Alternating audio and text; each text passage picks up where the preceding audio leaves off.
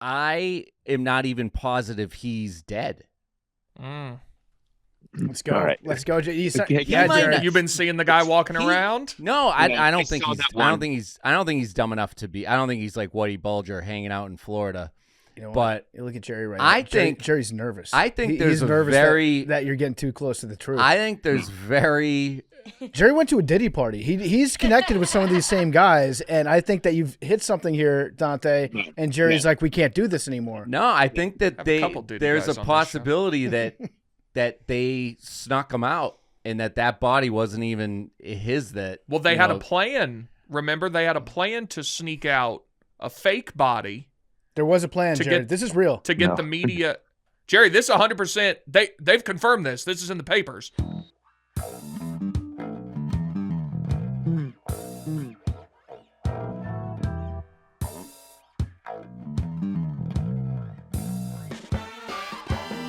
Three, two, one. Welcome Wait, back. bro. Damn. What? I'm ready now. Three, I said two- I was ready, and you said no, and I, Well, I had something. No, I just had something in my eye. well, I had something in my ear. 3, 2, 1. Welcome back to Macrodosing. It is Tuesday. It is January 6th. Happy holidays, Big T. All right, welcome back to Macrodosing. It is Hey, it's good to Tuesday. see everybody, man. It's been a while. Yeah, it's good to see you too, Arian. I missed all you guys. I missed chopping it up. Man. Lots going on in the world since we last spoke. We were just saying it's December lot. 17th was the last time that we all sat down and visited. And yeah, we're back. It is January 6th. It is Tuesday. It is nanodosing. I don't know where to start. There's been so much that's happened in the last month. Where do you guys want to start? Big T, where do you want to start? Let's start with why I'm late today. Okay. I was at Memorial, and the round was a little longer than I thought because I thought they was gonna let us ride in carts, but we had to walk, so it was a long. And then by the time I realized, I should have told y'all earlier, but like I was so thinking it around, and I was balling right there. I'm 7 over, and I got 5 holes left, and I'm balling. Like I'm like, yo, I'm breaking 80 today. Nope, I just shit the bed. I go bogey, double. No, I go par, bogey, double, par. And so I ended up plus 11. I shot at 83, which I'm not mad at. It's a good score, but like I was right there. My game is trending upwards. But I'm excited about the game, but apologetic about making y'all late. So my fault. It's all good. That went up and down, up and down. You were like, yeah, sorry I'm late. I was at a memorial. And then I was like, oh, no. and then it was a golf course. I was like, oh, good. And then you're like, but my round was bad. And I was like, oh, no. I could tell the second he got on camera the way he was dressed, why he texted at 11:53.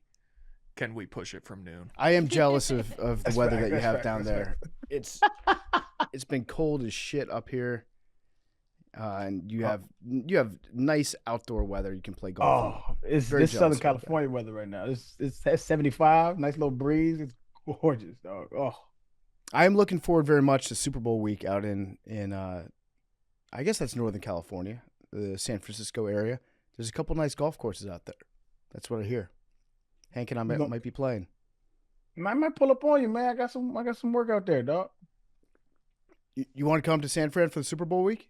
I don't want to do nothing involved with the Super Bowl, but I'll go play golf with you. Okay. All right. That could be fun. All right, she graduated cum laude from Radcliffe College. Which one? Learned to I don't fucking know. Radcliffe Learned to read and write. No, Helen Keller you're talking about. Yeah. Yes, I'm Okay, sorry. okay. Yes. Learn to read and write in Braille in English, French, German, Greek, and Latin. Learn to speak verbally despite being deaf. Mm-hmm. Mastered the Tadoma method, hearing by placing fingers on a speaker's lips and throat. She learned to use a typewriter. Okay. She wrote 14 books. She co-founded the ACLU. She was part of the Socialist Party of America. She helped pass legislation establishing commissions for the blind for over 30 U.S. states. She lobbied Congress for federal funding for blind services. She visited 35 countries on 5 continents as an ambassador for the blind. She toured Japan. She received the Presidential Medal of Freedom of Honor from LBJ. Mhm. She received honorary doctorates from Harvard, Temple, Glasgow, Berlin, Witwatersrand. She co-starred in a movie, Deliverance. She performed on vaudeville circuit for 4 years. She became an accomplished swimmer, horseback rider, tandem bicyclist. She learned to sail and dance. Dog. No. You know, and no, dog. 1,000% you're absolutely right. But No. something has just hit me. That's a lot for anybody. That is crazy, dog. Do you know who she No. is? And she is Jelly Roll. She's someone with a great story who is probably a wonderful person. But she was shoved down everyone's throat at every turn. Oh, look, she flew a plane. No, she didn't. Do you know about that? Do you know what they did? They sat her in the co-pilot seat for 15 minutes. I want to tell y'all something real quick. I was up in that plane. No, hey, and no. I looked down from that plane. I used to be in that prison. And I don't want to disparage Jelly Roll because he seems like an amazing guy with a great story, and I like some of his music. See, but my wife told me you get out of that prison, you act right, Jelly Roll. And I said, I'm up here in this plane right now, Mama. I ain't ever coming down. They sat her in the co-pilot seat for 15 minutes, let the other guy fly the plane while she didn't take off or land or anything. And then they said, oh, she flew the plane. I don't know. Maybe this was for the ACLU, which a whole nother conversation. She was an industry plant. Okay. Now, For whom? I'm not entirely sure. I think that I think it's probably fair to say that it would be a safety hazard to let Helen Keller fly a plane. If she I was don't think even blind and deaf to begin that with, is not- which I believe she was, I do think there's a chance she might not have been. That is I don't think that's ableist of me to say. Like I don't think that. Wait, to be clear, you don't believe someone with those disabilities could fly a plane as well as someone without them? I don't believe that deaf and blind people are the safest choice to fly airplanes. I think there are people who would say that's ableist to me. I think that's where we disagree, me and that You person. believe that disability precludes them from doing something. I believe that everybody's built in different ways for different purposes. Okay. And, I don't disagree with you. I'm just saying there's some people who might. I'm not gonna be in the NBA, and that's okay. I don't think Helen Keller should have flown a plane. But clearly, what that was you're right, publicity stunt. It's like, who knows what were they up to that day, flying across the Mediterranean? What were they promoting? I don't When know. that story I got think it was Paris to Rome, was it? When it got written up in the press, what was featured as like the key point of that article? Is it the type of plane they were on? Let's find out. A new airline that let her fly. I want to know more about that because that does seem like it's like a publicity stunt that would work back in the day, and most people could just sit behind the stick and not touch anything, and the plane would be okay for a little bit. I am not a believer. I'm with Big T right here. An industry plant or just some kind of. This is propaganda. This is propaganda. 1,000%. And the handler wanted to be famous. I think that could be the case. There's just a lot. There's just so much going. She lived 30 lives, dog. Post World War II tours. Fuck out of here, dog. No. I disagree. I think that she might have been used for publicity. She might have even been paid for some of that, but she also did like good work in terms of like educating a lot of blind people and making sure that they had opportunities. The lines are getting blurred because it's like I don't know what she directly was responsible for or what her direct accomplishments were, because I think so much, when people die, or it's like if an athlete retires, all of a sudden nobody in that era could ever even touch them. No, dog. They so they got their ass whooped too. Her death has embellished her resume so much, and I think that was even the case while she was alive, that I don't know what's real. And so, like, I don't even know what to admonish about her, other than, which I will concede this fact, the fact that you can do anything of like significance, being deaf and blind, is fucking fantastic. So I don't want to disparage her from that aspect. I want to disparage the people around her that started this. Like this is some, no, bro, you can't do all those things with her condition. I'm sorry, bro. I'm a non-believer. I think somebody was writing for her. I think somebody had an agenda for her. No, I don't believe 100%. No, I'm remain unconvinced. What do you think? I'm of the belief that she is. Watch him sit on this fence real quick. I think that she was probably deaf and blind, but not totally deaf and blind. That's interesting. Yeah. But say she was totally deaf and blind, which is what they claim. Right. I doubt. So you think she did all the stuff, but she wasn't actually totally deaf and blind? I think they could put her. I think she was deaf and blind and didn't do all the stuff. I think they could put her behind the seat of an airplane for 20 minutes. That's on autopilot. Well, that's what they did regardless. Yeah. I think that. And to be clear, Arian, you're with me, right? You think she probably was deaf and blind and didn't do the stuff. Yeah, I think she was deaf and blind. Okay. That's what I think also. Okay. Yeah, I think she was a puppet for other people's agenda, and it was used as propaganda for whatever said case. I agree. That shit happens all the time. Like Mother Teresa, like propaganda. Like, one of the best people of all time. No, piece of shit. Big piece of shit. Did y'all see I sent over, do you know who, Chief, you obviously do. Chaps, do you follow Tyler Glass now at all? You know of his work? I'm not familiar with Tyler Glass. He's a really good pitcher. He plays for the Dodgers. He was asked the 3 people living or dead he would like to have dinner with. I assume you haven't seen this. Nope. Okay, don't watch it. Well, okay. You'd never be able to guess. Okay. Probably guess one. Yeah, I think one of them is maybe the most famous person who's ever lived. Jesus. He goes Jesus 1. Strong 1-1. Yeah. But he says, like, I'm not a religious person, but I would just like to talk to Jesus. Also, when we have these conversations, people need to say what kind of dinner it is. Because if I'm going to drink with the boys and have, like, go to a steakhouse, have a couple glasses of wine, maybe a whiskey or two, I don't want to bring Jesus. I feel like you have one guy that's not drinking at all. Drinking? Jesus drank. Yeah, but he's not drinking whiskey, and he's not getting out of control. I feel like you're just gonna mind your. It'd be like going with your biggest boss. Free drinks, though. Like you're going with your boss to drink.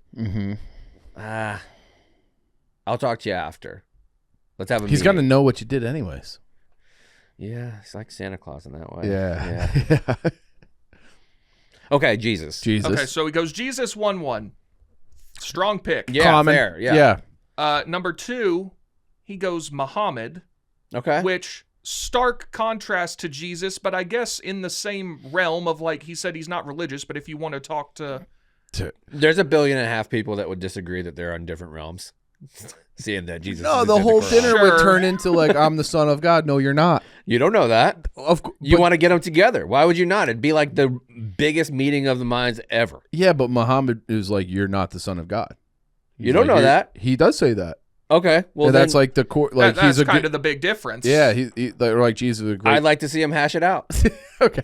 I think we get to the bottom of a lot of stuff. Okay, so he has Jesus and Muhammad. You live stream that? Tell me that doesn't go insane. No, it would do numbers. Yeah. That would. I mean, if you had, I think a great 3 for me, just based on this initial 2, Jesus, Muhammad, Lil Sass. That's about where he goes.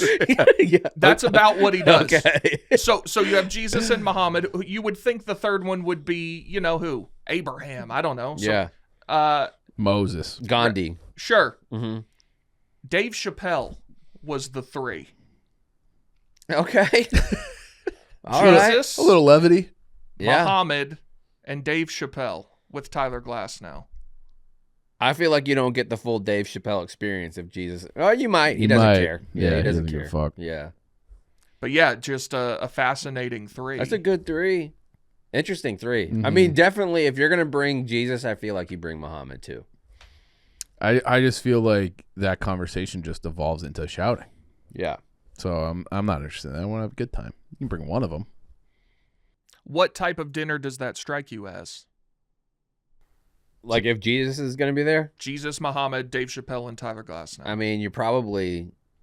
If I'm bringing Jesus, I'm probably going to get seafood. So then we're going to get one meal, and then Sure. everybody could just split it. Mhm. You know, Sure. Like, Yeah. I'm going to get the fish. Yeah. Oh well, everybody's having the I have a fish. branzini. But I maybe go get a deep dish. Let's see.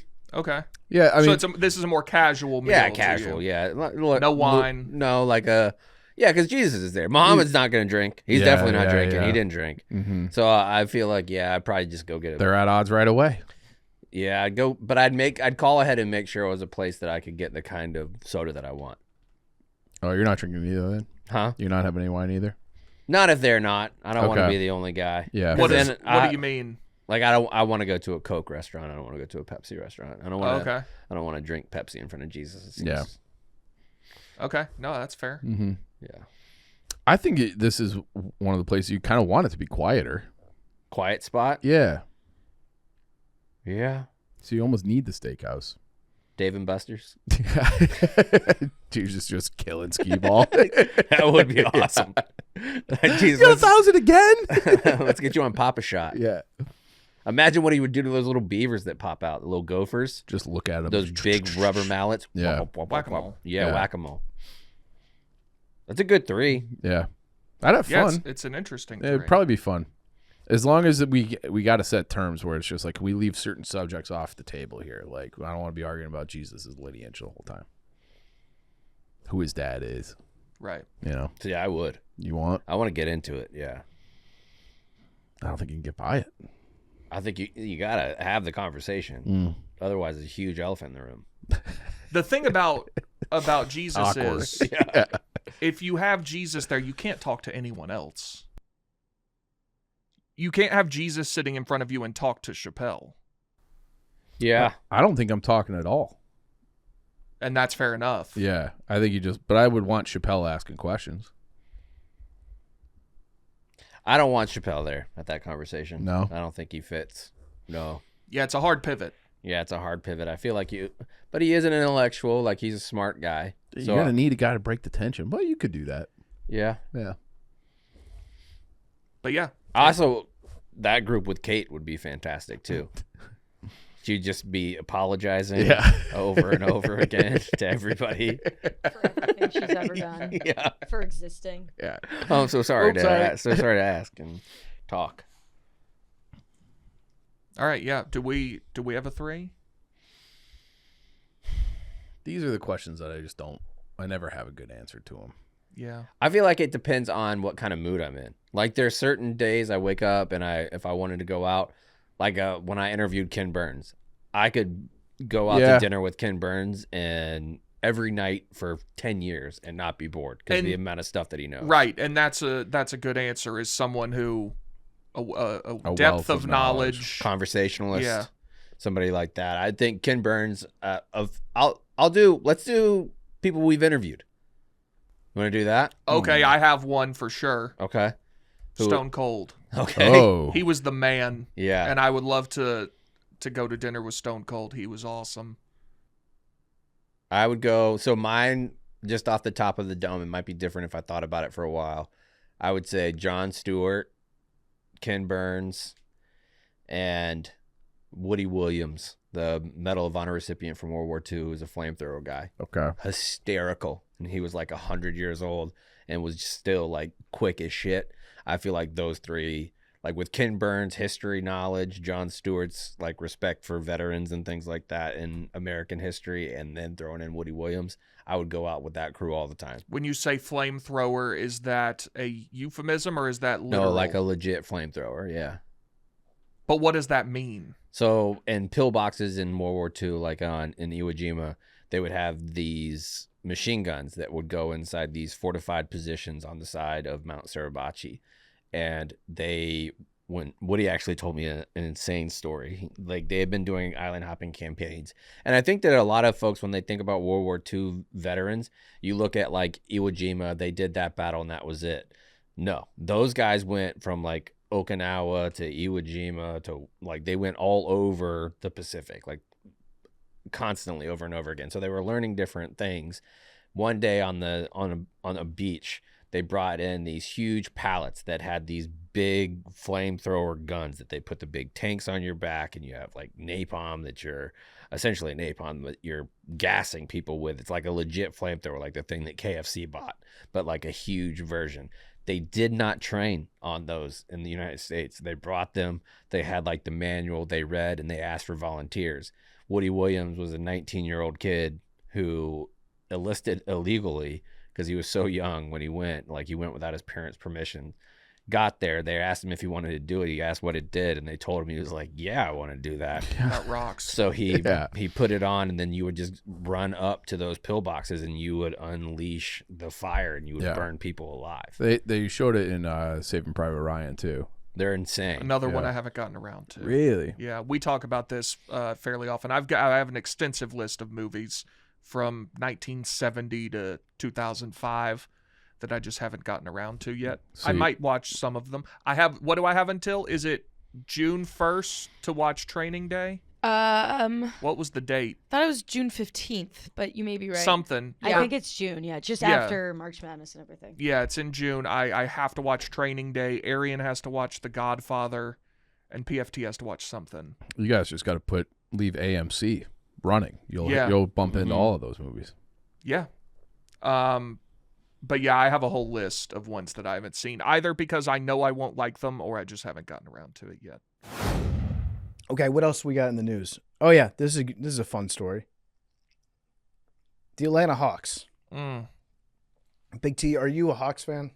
So I was, as a child, big Hawks fan, and then over the years, like, I just don't really watch the NBA anymore. If somebody had me list out all my favorite teams, I don't think I would list Hawks on it anymore. I couldn't tell you the last time I sat down and watched a full Hawks game. So, Arian, have you heard the story? I've not heard the story. Okay, the Atlanta Hawks, they plan to have Magic City night. Okay. Okay?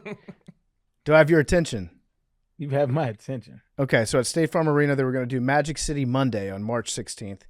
They were going to give away hoodies. They were going to sell the lemon pepper wet wings. And I don't know what else they had planned, but it seems like that's about it. That was right? most of it. T.I.'s performing also. Oh, yeah, that's right. T.I. concert. Magic City Monday. And then... Real quick, shout out to T.I., man. He just released a song. He used to be, he's a legend in the hip-hop game. Released a song, Let Him Know. It's like top 50 in the Billboard. And this aging rap has never really been a thing like that. So, shout out to T.I., man. Mhm. Great song, by the way. How old is T.I. now? 46. 45. Wow, it's close. I would have guessed a little older. Shout out to that.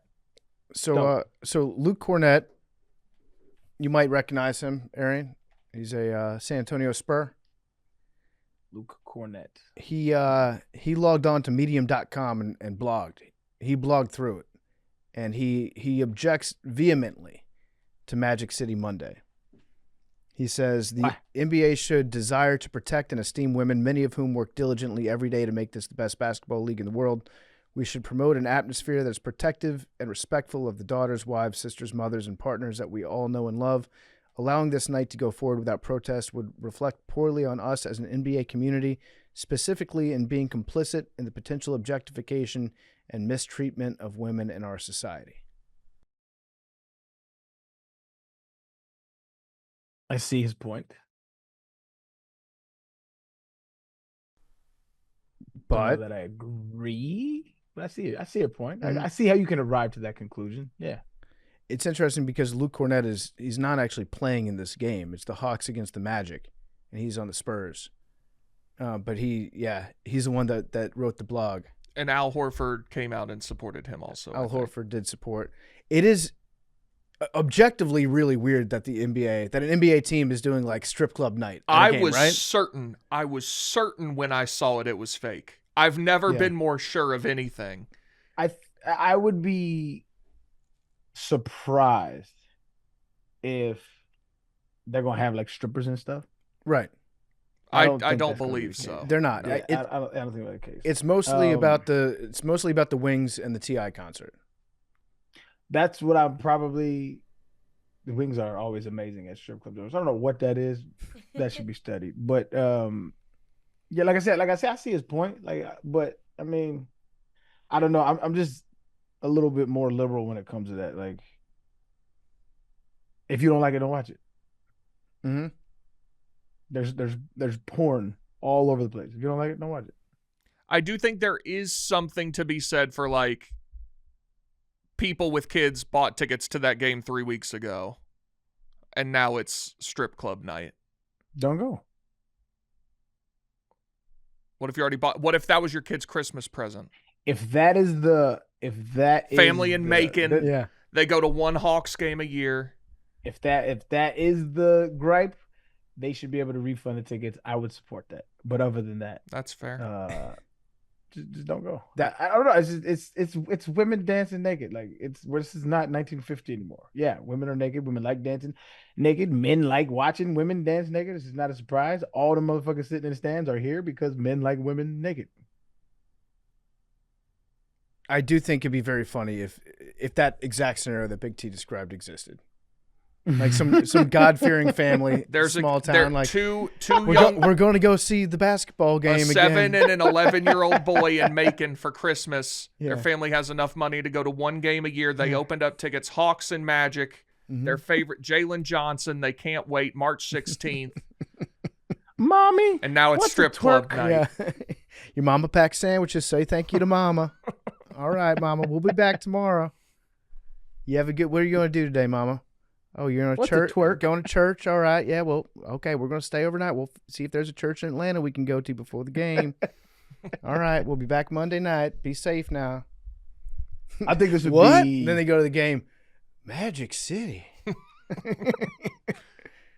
I do. You saw the hoodie. Oh, the hoodie's nice. I mean, those hoodies are going to be everywhere. Those are going to be going on eBay for $400. I wouldn't be surprised if Luke Cornett was getting paid by the Hawks. whom? By the Hawks. Really? And Magic City behind the scenes. Huh. It's like the amount of, he's objecting to it, which, again, for the record, like, weird choice for an NBA team to have strip club night. So that's what I was It saying is when odd. I will admit that. I But can't believe whatever, that's man. allowed, to be honest with you. Yeah. I feel like it's Atlanta. They can get Yeah. away with it. Yeah. But I have heard excellent things about the Wings. Like really, really Lemon good. Pepper Lou. I've heard that they're one of the best in the country, so I have to try them at some point. We're in a fallen state, promoting sin. That's the other thing is, if you find this objectionable, which I don't find to be ridiculous at all, there's plenty of other things going on at NBA games that are already, I mean, it's not having strip club night, but like they're already traveling. The traveling is Yes. worse than Magic City. Yeah, I'll the tell new you that. the step through that everybody's doing. Yeah. I mean, there's other stuff going on at professional sports games that is probably not suitable for children already. I mean, cheerleaders, dog. Like I've said this for years. There's no point to have cheerleaders. I don't understand it. It's odd to me. It's odd. I think Shit is odd. college they've been there for 100 years type deal, but But professional. it's for the same reasons though, right? It was just they weren't as brash back then. Cheerleaders were because older men liked looking at younger women. yeah, Same shit. but professional cheerleader like the NBA, the dance teams in the NBA, That's different. Dance teams are different than cheerleaders. Dance team, there's because like they're doing something. I don't want to disrespect cheerleaders, but like dance team, like there's real like, I don't know, because there are cheerleading competitions. I sound misogynist. Yeah, I was gonna say they're gonna come for you. Yeah. I I was mean, I just don't care saying- though. I was just saying with the like you were saying to watch young women, like they're dressed, you know, provocatively. Now I'll tell you this: when I was playing, the Washington at the time, Washington Commanders, they had the best cheerleaders from my Really? eyes. Yeah. It was Not the Cowboys. no, that's overhyped. I mean, listen, they're all beautiful women. Don't get me wrong, but like, I just had an eye for the Washington cheerleaders. I was like, yo, that's different. That's a lot of quality over there. Interesting. Shout out to them. Might have been the best thing about the organization at the time. Yeah, probably Terrible for sure. stadium, bad team. Probably for sure. The marching band, I believe we're the only team in the NFL that has a marching band. Really? Yeah. Yeah, they play the fight song after touchdowns. I appreciate that. That's something I find missing from professional football. Not the only team. I just remembered the Steve Smith marching band leader incident from last year Yeah, that was last year. or 2 years ago. You What could have team? Noted. told me that was 2018. I'd The have Baltimore believed Ravens. Oh shit! Yeah. So I think they're the only two teams then that have a marching band. you. Every team should have a band. I agree. You know, another thing, Magic City is kind of like a cultural staple in Atlanta. The Hawks in their press release called it a cultural institution. It is. When you go to Atlanta, you gotta hit up Magic City. Usually, No, are in my the younger days. dancers more talented at Magic City? Do they do like the crazy shit? I think honestly, I think what happened was the hip hop scene in the early 2000s moved from like New York to Atlanta, and Atlanta became kind of like the hub for like, I mean, you had Ludacris, you had T.I., you had Outkast, you had these big acts that were kind of leading the forefront of hip hop, and Magic City was a big strip club in that area, so it kind of just became a staple. I don't know that there's any difference between Magic City and a regular strip club. But I wonder if I over don't the say years, regular, but like a more known strip, because Houston has a lot of very known strip clubs as well. yeah. I just wonder if over the years, like the amount of money that got pumped into Magic City made it so that like the top tier dancers, the ones that do the crazy shit on the poles, and like the level of talent increased there as well. I mean, don't get it twisted. There are some tricks done on poles that are impressive. Yeah, like athletically. Yeah, just very athletic, acrobatic shit. Like, I done seen some wild shit. Like, hey, yo, what are you doing here? Impressive. The move Well, where they yeah, like let go at the top of the pole and then fall all the way down Yeah. and catch themselves, right? Every single time Yeah. I like sit up, I'm like, oh my God. Yeah, it's impressive. It's impressive stuff. But yeah, I don't know that Magic City is like special in a way that, but I just think it's been promoted over, tunes for so many years that it kind of, the prestige grows. The prestige is bigger than the actual institution. Mhm. But I mean, whoever the owner is, this is a big night for him. So shout out to him. The ticket prices jumped like 400% when Yeah. they announced Magic City Monday. This is the best type of advertisement that you can get. Those poor kids. Like having that are somebody gonna be object to your subjected event on moral grounds just makes it tells you a lot about society. That we're like, oh, some people think that this is like sexist and misogynistic and objectifying. I kind of want to go. What do you think the cheapest Like, standing don't get me room- wrong. Like I consider myself part of that crew too. Even though I listen, sorry ladies, I do consider myself an ally. But then you hear Luke Cornett complaining about Magic City Monday, and you're like, I got to see what all the fuss is about. What do you Yeah. think a standing room only ticket to Hawks Magic costs right now? Standing room only ticket. That's where it's sold out. I don't know if it's sold out, but well, it might be because I'm looking secondary. Let me see. 115. 145. Ooh. If you want a wow. seat, it's going to cost you 180 What about the VIP lounge? to get into Magic City. There are courtside tickets going for $12,000 Wow. Do they have a champagne room? at Hawks games. Probably. Let me see if there's still tickets from the Hawks available. Magic City. Yeah, this is it's gonna be a night to remember. I got to get that Got hoodie it. though. The hoodie does look amazing, and I also have to try their wings. League must protect and esteem women. I agree. Can't both be true. That's what I'm saying. I don't disagree with his take. I disagree with him wanting to cancel it, but I understand where you're coming from, brother. I get it. Yeah, it makes sense. If that's what that company wants to do, fuck it. Yes, Arian, the game is sold out. Hey, I also think 180 if you want a seat. I think it's true that you can want women to be successful and independent and strong and have all the same rights and protections as men do, and also still like titties. I don't think that those two things are mutually exclusive. I tend to agree. I don't know. Like I said, as long as two consenting adults are involved, I got no problem with what's going on. Right. If she feels empowered, or if she just if she just likes the job, if it's just good money and she's like, I like this job, I enjoy taking my clothes off and getting paid money. That's what I want to be doing with my life right now. And then I, as a consumer, also enjoy when she does that. I think that's capitalism. That's beautiful.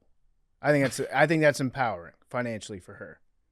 So, but again, weird choice for the NBA to be like strip club night. I get Definitely that. weird. Definitely odd. Yes, I get that. David but- Stern would have put a stop to that. Oh yeah, David Stern would be like, yeah, wear more clothes tonight. That was one of his things. You got to wear a suit. Yeah, dress code for women night. Yeah, no uncovered shoulders, ladies. All right, what else we got? Jurickson Profar. Wait, hold suspended on. for another year. Hold on. I find it odd we talk about that. We have two women in the back. I kind of want to get their Fair. opinion. Yeah. If I'm being honest, I saw this all over Twitter. I didn't even know what Magic City was. I heard of it. Isn't it So where like it James was, like, Harden likes to go? Going over my head. Almost certainly. I don't know that for a fact, but that's a pretty good My guess. Cleveland Cavalier. I don't know. I think it's an odd business to support for an NBA game, period. Minus all of the other things. I just think it's an odd thing. Yeah. Seems like it worked from a business Well, standpoint. right. I also have never been to a strip club or specifically Magic City. So I don't really know the vibes like that, but like, will there be strippers there? No. No. I can't. I do not think that there will be. That would surprise me. Like That would that, surprise me. but That's where I draw the line. yeah, but also like Other than that, it's just kind of funny. it's whatever. If there were strippers taking their clothes off at an NBA game, I feel like most people would Be like, hey, whoa, hey, whoa, this whoa. is. I this don't is even know not- that that's legal. I don't think that Right. it is. Probably not. Like maybe they'll have some dancers courtside that they'll show on like the celebrity cam. You think? They should I have the would- I DJ would be like, venture to- "NJ courtside, we got candy. Everybody Head to give it up for- Magic City after the game. We see Sapphire. We got candy stepping up." What if it's just a whole bunch of magicians twerking? So I would say I would think that there's not gonna be women wearing anything less than what cheerleaders wear. That would be my guess. If there's something else, like I said, I don't know that I. Wow. We got a lot of dating shows coming out. Have you thought about going on Love Is Blind? I'm too old. I'm too old for that shit. And You're not, but Love you're is too Blind good is of a stupid. person. They're doing Ohio. I know Love they're is doing not Columbus. blind, by the way. Will y'all tell me about this show, Traitors? So it's basically just a game of werewolf Yeah. on a Yes. television show? Yeah. Traders is fire. That seems like a You show gotta get on that, there, that you Arian. could get I would on. love to. I would Except love he to be can't on that lie motherfucker. on television. Yeah, you according can't to lie. him. I And you can't. have to lie in that show. can't. Yeah, I'm- Arian, I'm I a- don't know if that's meant for you. I'm gonna try to play a fair game, dog. Unfortunately, that will get you out very early. It got me out on Barstool. I know. Think about NBC. Yeah. And a bunch of people still to this day be like, "Oh, you're such a good guy." Yeah, motherfucker, I am. The fuck? Oh, you won't lie? Yeah, nigga. The fuck? We got to get you on. I mean, Love Is Blind is great trash TV, isn't it? I mean, Or are if we they out? look Are we at- out on it? You should, No, I'm in. but- I'm in. Yeah. I wouldn't go on it because I'm not gonna fall in love. Like, no. So I don't want to take a pod from somebody who's really out there trying to. Plus, I'm old, bro. I'm 39. I'm trying to. I feel like if you could get over your fear of lying on television, you would be really good at Traders. It's not a fear. It's just like it's really who I like. I keep it a bean. That's I just know me. you do, but I can't. How great would it be if you didn't keep it a bean and you just lied? It would bother me. Like, it bothers me. Like, because it bothers me when other people do it. So like I can't sit with myself. It's a me thing. Like I don't know. I think you'd be good at it. I think so like, too. Arian with like Lisa Rinna or a housewife would be good television. Not dating, I'm just saying. I don't know. Lisa going Rinna. up against. She's happily married. Happily married to Harry Hamlin. Who's gonna look at her? She was a Real Housewife of Beverly Hills and a soap actress. I would like to have you on a dating show, Aaron. That'd be very funny. What's a different dating show that he could like? What's another one that he pull would some Golden strings at Bachelor. Netflix. See what we can do. Ooh, Golden Bachelor. How old are the Golden Bachelor? Aren't Maybe they? not. I believe Actually, it's maybe 55 not. plus. Maybe it's the Bachelor. Arian's the Bachelor, but the contestants are Golden Yeah. Bachelor. Oh, That would be yeah. fire. Looking for a little coog. They got to Yeah. switch up the format of the Bachelor anyway. So Is there a show out there like that? I don't think so. There should be. There should, like, where a middle-aged man is looking for an older woman. Yeah. I mean, fuck it. The Yak does a dating show. Why don't we just do it ourselves? Yeah. I'm in. I mean, if the Yak can make a dating show, why can't we? Give us your pitch, Arian. Why should a 62-year-old woman date you? Well, wait. Give us the age range, and then give us the reason why they would be interested in you and what you're looking for. 45 to 55. Why should they be interested in me? Because I'm still young enough to have a good time. I don't need nothing from you. I got my own. I like to think I'm handsome. I can have a conversation. But you want to talk about politics? You want to talk about science? You want to talk about reality TV? I'm versatile. I'm versatile. I'm articulate. I'm kind.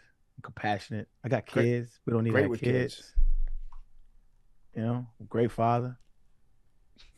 He's putting that smooth voice on right now. Why wouldn't you? Give me a shot. Did I just woo you, PFT? Did it work? I'm wooed. I'm so wooed. Oh my god. I love kids. We can talk about anything you want. We can go there. You want to go there? We'll go there. We could go there. Come on, for come on, sure. I used to watch I Love Lucy with my moms. I can watch Love Island now. It's whatever. Any range of things that you want to do, I could do. You got a great relationship with your mom. I feel like that's important for women. Mom's one of my best friends. Good relationship with my dad. You know, a leader. I know what I want to do. Know who I want to be. I've been to therapy. Emotionally intelligent, compassionate. I hold the door open for you if that's your thing. But if you want to be independent, take things into your own hands, I'll let you do you. You need a night out with your ladies. I give you space. Come on now. Would you let a woman pay for herself on a first date if she was like insisting to? Absolutely. Oh, that's crazy. I respect that. You can't let that happen. I disagree. See, this is the emotionally intelligent part. If you don't want me to do that, don't play games. Tell me. You'll respect it. 100%. If you want to pay, go ahead. But also, you'd have no problem paying. You'd want to pay. Hey, I'm a man that's done well for myself. You know, I can pay for dinner and a lot more. It's nothing to get to dinner, but baby girl, if you want to get to dinner, by all means, flex on me. You know, I think I got you, Eric. I got you. Yeah, I'm wooed. I'm swooned. I'm all the ooze. No, I think that Aaron would be a catch. Ironic for a running back that didn't have very good hands, but it would be it would be also pretty low awareness on this year's NCAA football. Yeah. Wow, because I had like top tier Hall of Fame vision. Wow. Did you know you were going to be in that? I don't know. Every now and then, like the kids that I coach, they were like, "Hey, did you know you were in the?" I still don't even know what it is. I don't even know what that is. I don't play no. But I assume you would have had to get a check for it. Yeah, a while back, my team called me and say so and so wants EA wants to rights or something. Yeah, and so they probably have your rights for 5 years or something. Yeah, and I told them, double it. And they said, "Oh, we ain't gonna do it." I was like, "All right." Then they came back and said, "Okay." I don't know nothing about it. Yeah, you're in the college football game this year, which I barely even played. It was a real letdown after last year. But shout out to me. Yeah, think you were a 91. I'll take it, baby. But then some cards, they come back in the offseason, and like you might get a 99 later. I don't know. Ain't no telling, man. I was a better pro than I was a collegiate athlete. All right, well, let's get this dating show. Let's get it going. Man, If not here, there's got to be a reality show out there that would, do quite well with this premise. I agree. Also, you make entertaining television. You're an entertaining guy. So can be. Yeah. Where would you want it to be set? Somewhere tropical. Yo. Okay. Bora Bora. Where's that? Some island. Okay. You never heard of Bora Bora? I have. I just don't know where it is. I couldn't find it on a map. It's Asia adjacent. Yeah, I mean, I couldn't find it on a map either, but I just seen pictures and I want to go. Okay. Oceania. Yeah, I'm guessing it's near Indonesia. Mad Dog, are you looking that up? Pull it up, Jamie. French Polynesia. Okay. South Pacific. South Pacific. Be very nice. Be very nice. With some beautiful ladies looking for love, Finding your queen. Do we have any ideas about the title of the show? Run it back. The Silver Crown. Ooh, Run It Back. That actually does kind of work. Yeah, Run It Back. It works on so many different levels. Yeah. For the lady, For me, for you were a running back. Ah. that was the play. Yeah. Yeah, that's good. I like it. All right, Run It Back with Arian Foster. Let's get you love. Let's give me Or love. at Let's least, get somebody else love out there too. There you go. That's why they should want to be in the Arian Foster business. It's good business to be in. Someone who tickle my butt every Tickle night before I go to sleep. Not tickle.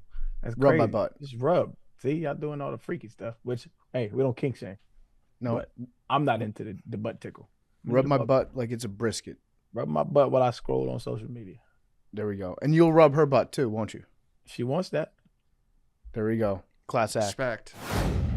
It's kind of what I say. Like, none of the candidates are ever gonna satiate any of my political beliefs, right? But I think it's a very myopic worldview to think that every single one of your viewpoints is going to be massaged with a single candidate. It's just not going to happen, right? And so I always play the lesser of two evils, and I feel like that's the goal of a society, is to continually creep towards whatever it is that you feel is the betterment of society. And what I feel like has happened on the left is you have moderate Democrats that refuse to engage with somebody who's left as Hassan. And I feel like that's what made Trump the populist that he is that he brought the far right and the moderate right in a way that they can have a conversation with each other and converge and say, hey, we need to win these elections. And I think that we don't have that on the left, and I don't really see that happening. So I was going to get your viewpoint on that. Yeah, I worry about it too, man. And I do think that I think both sides are to blame. I think that like the far left, I don't know exactly. What do you mean by your views are far left? Like you're socialist or something? Like socialist? So I'm not a capitalist. I'm probably anti-capitalist, but Yeah, I understand. I work like I'm not like anti-capitalist in the sense of like I demonize business owners and stuff like that. We all have to operate under the system. You're not like pro Luigi. No, I don't think you should murder people. No, I don't think you should murder people. No. Tim, remember when you went on KFC's show and you were very surprised to learn that everyone who works here, aside like 4 people, are radical leftists? This is the Thunderdome. Okay, you're in it. No, I'm loving it. I mean, I think KFC was milking things. I a think- little bit. I promise you, he's not. A fair way to describe it would be like most people here don't care. Most people don't want to they don't want to think about it. They don't want to think about politics, which I completely and totally understand.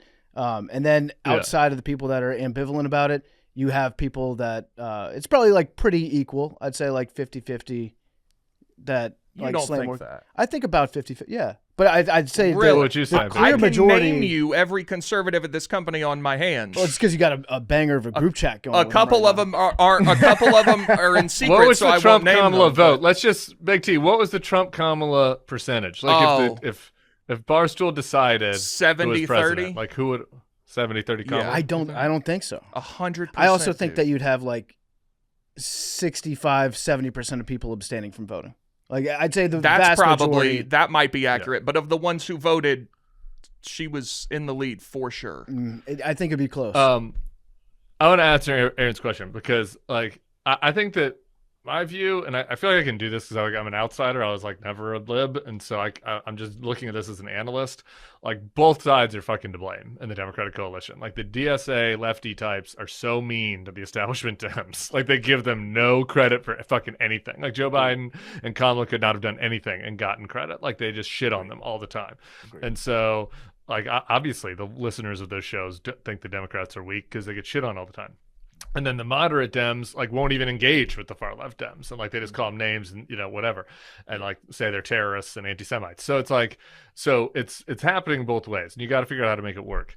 And, like, my view is that Kamala got into the sour spot in, like, the Democratic coalition where, like, lefty types thought that she was a corporate shill. And like centrist types, like my people, like thought she was like a California liberal and were like holding their nose for her and were like whatever. And so she was kind of in the wrong place for both. And like to be like Obama ended up being on the right place for both because he was so skilled, right? Like the lefty people were like, oh, he was anti-war, cool, like he's a lefty. And then the moderate people were like, oh, he's doing the there's no red states, there's no blue states, we're the United States thing. He's like a uniter guy, that's cool, you know. And so it didn't work on everybody. Like that didn't fool Big T or Fox people, but like within the coalition, everybody was like felt like they were represented, you know. And like that has not happened since him. Hillary or Kamala can do that. And I think that that's the challenge for the next Dem is like figure out how to do that in a weird way. Like Zoran is kind of doing it.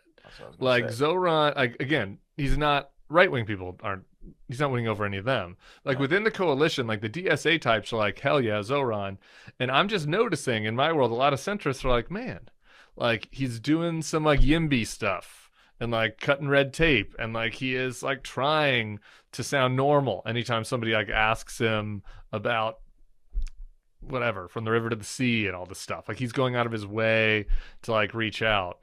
And like he came on my show and like talked a lot, like, you know, did some shit where he sounded like he could have sounded like Jeb in 2015 talking about cutting red tape and making things more efficient. And, you know, so like it's only been 3 months. Like he might end up doing some crazy shit that undermines this. But I do think that's like the challenge, like figuring out if you're a Democrat, like how do you let the left wing people know that like maybe you don't agree with them on everything, but like they can be excited about you because you really agree with them on Medicare for all or Israel or whatever, while also not coming off like an insane woke, you know, extreme leftist to the people in the middle. That's tough balance. I think a lot of people's problem with Kamala was the fact that nobody really had a true sense of what she actually believed in. It always seemed like her finger was in the air, like checking and making sure that she was saying the right thing. Like she was very concerned about like the results of her last focus group, right? And I think people are willing to overlook certain things in candidates as long as we believe that the person that's running authentically believes the stuff that they're saying. That can go a long way to covering up a bad candidate. And speaking for myself, at least, I never got that sense from Kamala, that she had like a set ideology that she truly believed in. I always felt like everything that she said was liable to change if somebody told her that it would gain her 5 points, you know? Yeah, man. And some people just have that and some people don't. Like, is being able to... like, Trump is obviously a bullshitter, you know? But yet some people feel like in some way they're getting his real sense, you know, essence, right? Like, even though he's bullshitting them. Like, he has that. He's a good performer. And, like, she just didn't have that, right? Like, even when she was being genuine, I think that people like you had that perception. There's maybe some misogyny there, but other women candidates have not had that problem. Jeb kind of had that problem. He was a man, you know? So it's like, I don't know. But that's why But I feel like I so hear that, important. man. I got to hang out with her a little bit in private, and I say this like I do not mean this as slagging her, because like I liked Kamala, like I liked her. I understand people's complaints about her, but like I personally liked her, and it was the easiest vote I ever made, picking her over Trump. But like even in private, sometimes with politicians, like people always said about Hillary, I've never met her in private, that like in public she was very stiff and seemed fake, and then in private like she was cool and chill, and she just couldn't figure out how to do it. And like I had some candidates like that. But that was not Kamala. Like in private she was the same. Like I just think that she's kind of like and maybe in private with loved ones she's different or something, but like I just think she's kind of a cautious person, and it presented that way.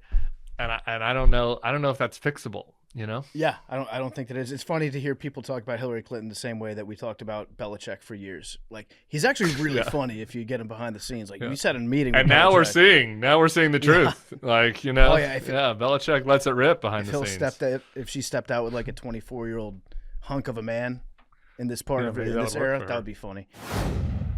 This is crazy. It touches everybody. There was that guy Brad Karp. Have you read about what Brad Karp was up to?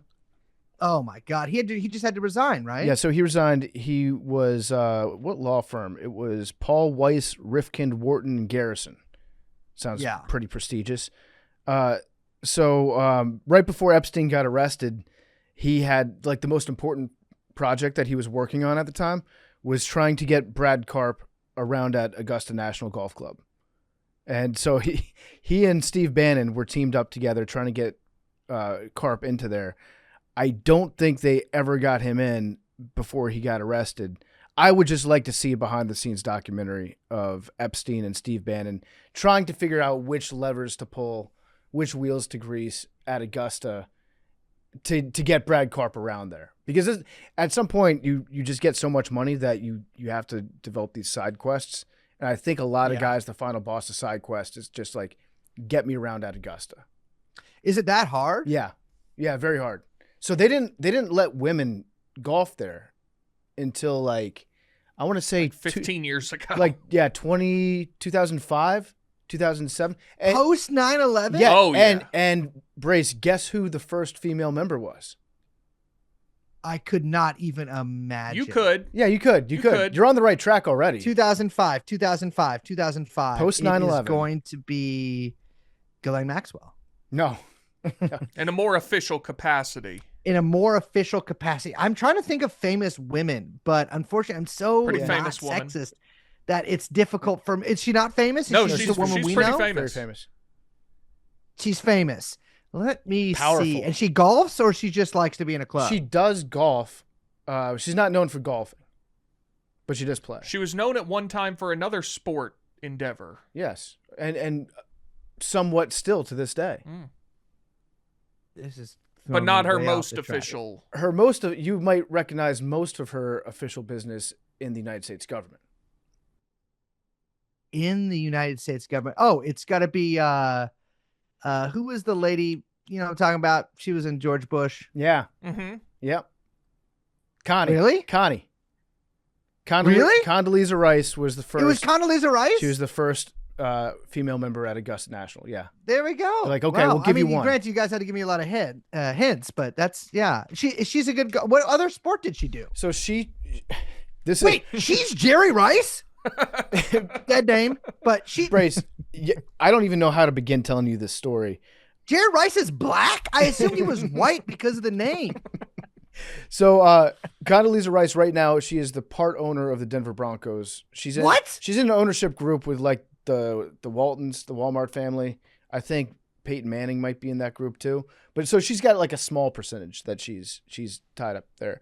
But back in 2017, I believe, Sounds right. the Cleveland Browns, they fired their coach, as they are wont to do. That's, they typically do that once every year and a half, 2 years, Mad Dog. Yeah, that's usually So the cycle. So they fired their coach, and then Adam Schefter, who is the number one newsbreaker in terms of NFL news online, he tweeted out, because it's a coaching search, and part of his job is to be like, the Cleveland Browns are now interviewing Greg Williams to see if he will be a fit for their head coaching position. He tweets this type of stuff out.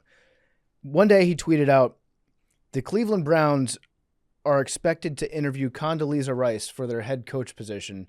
This is real. And apparently the Browns were considering it, even though Condoleezza Rice has never coached football. I don't think she's ever played football. I don't think she's ever coached a sport. She didn't have any ties to the NFL. But there was somebody in the Browns organization that wanted to hire Condoleezza Rice to be the head coach of the Browns. And God damn it, every morning I wake up and I just wish that had happened, because that would have been the best story ever. She's had a lot of experience commanding large groups of people. And so I think that I could see, like, think about this. Pete Hegseth, right? Patriots coach. Yeah. We could do RFK Jr., Warriors. Like, I think a lot of these people, their skills can translate. Like, it's like, you know what I mean? Like, if you're good at jumping, you know, you can probably be like a pretty good employee at, like, I don't know. Yeah. A place with a lot of tall shelves. Like, these things, like, it's not like you just have to do the same job all the time. If you learn skills and they're applicable and they're transferable. Yeah. I just wish that I would have loved to see her, like, with a whistle and, like, the challenge flag that she's thrown onto the field.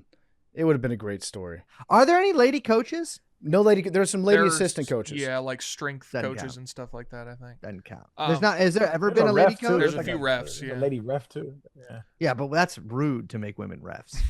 It kind of is. Why's that? Because everyone hates the refs, right? It'd be funny if every ref was a woman. You want equality. You should equal opportunity to get yelled at. I know, but it's like, make one a coach first, right? There might be one in basketball. There's been a couple really good female head coaches, either in the WNBA or assistant coaches in the NBA. And there's always rumors that they'll be hired to be a head coach. I'm just saying, if like a lot of, I mean, maybe I'm thinking of the NBA here, but if a lot of like short, sort of portly Jewish guys can do it, there's nothing wrong with like any woman doing it, basically, especially Condoleezza Rice. I think it would be funny if they were all women. So it's just always just nagging. I mean, think about this: if they just made all the teams men, but everybody in the organization, from the coaches to the towel boys, women. Yeah. I think that would go a long way with solving a lot of the problems that we have in society today. I think so.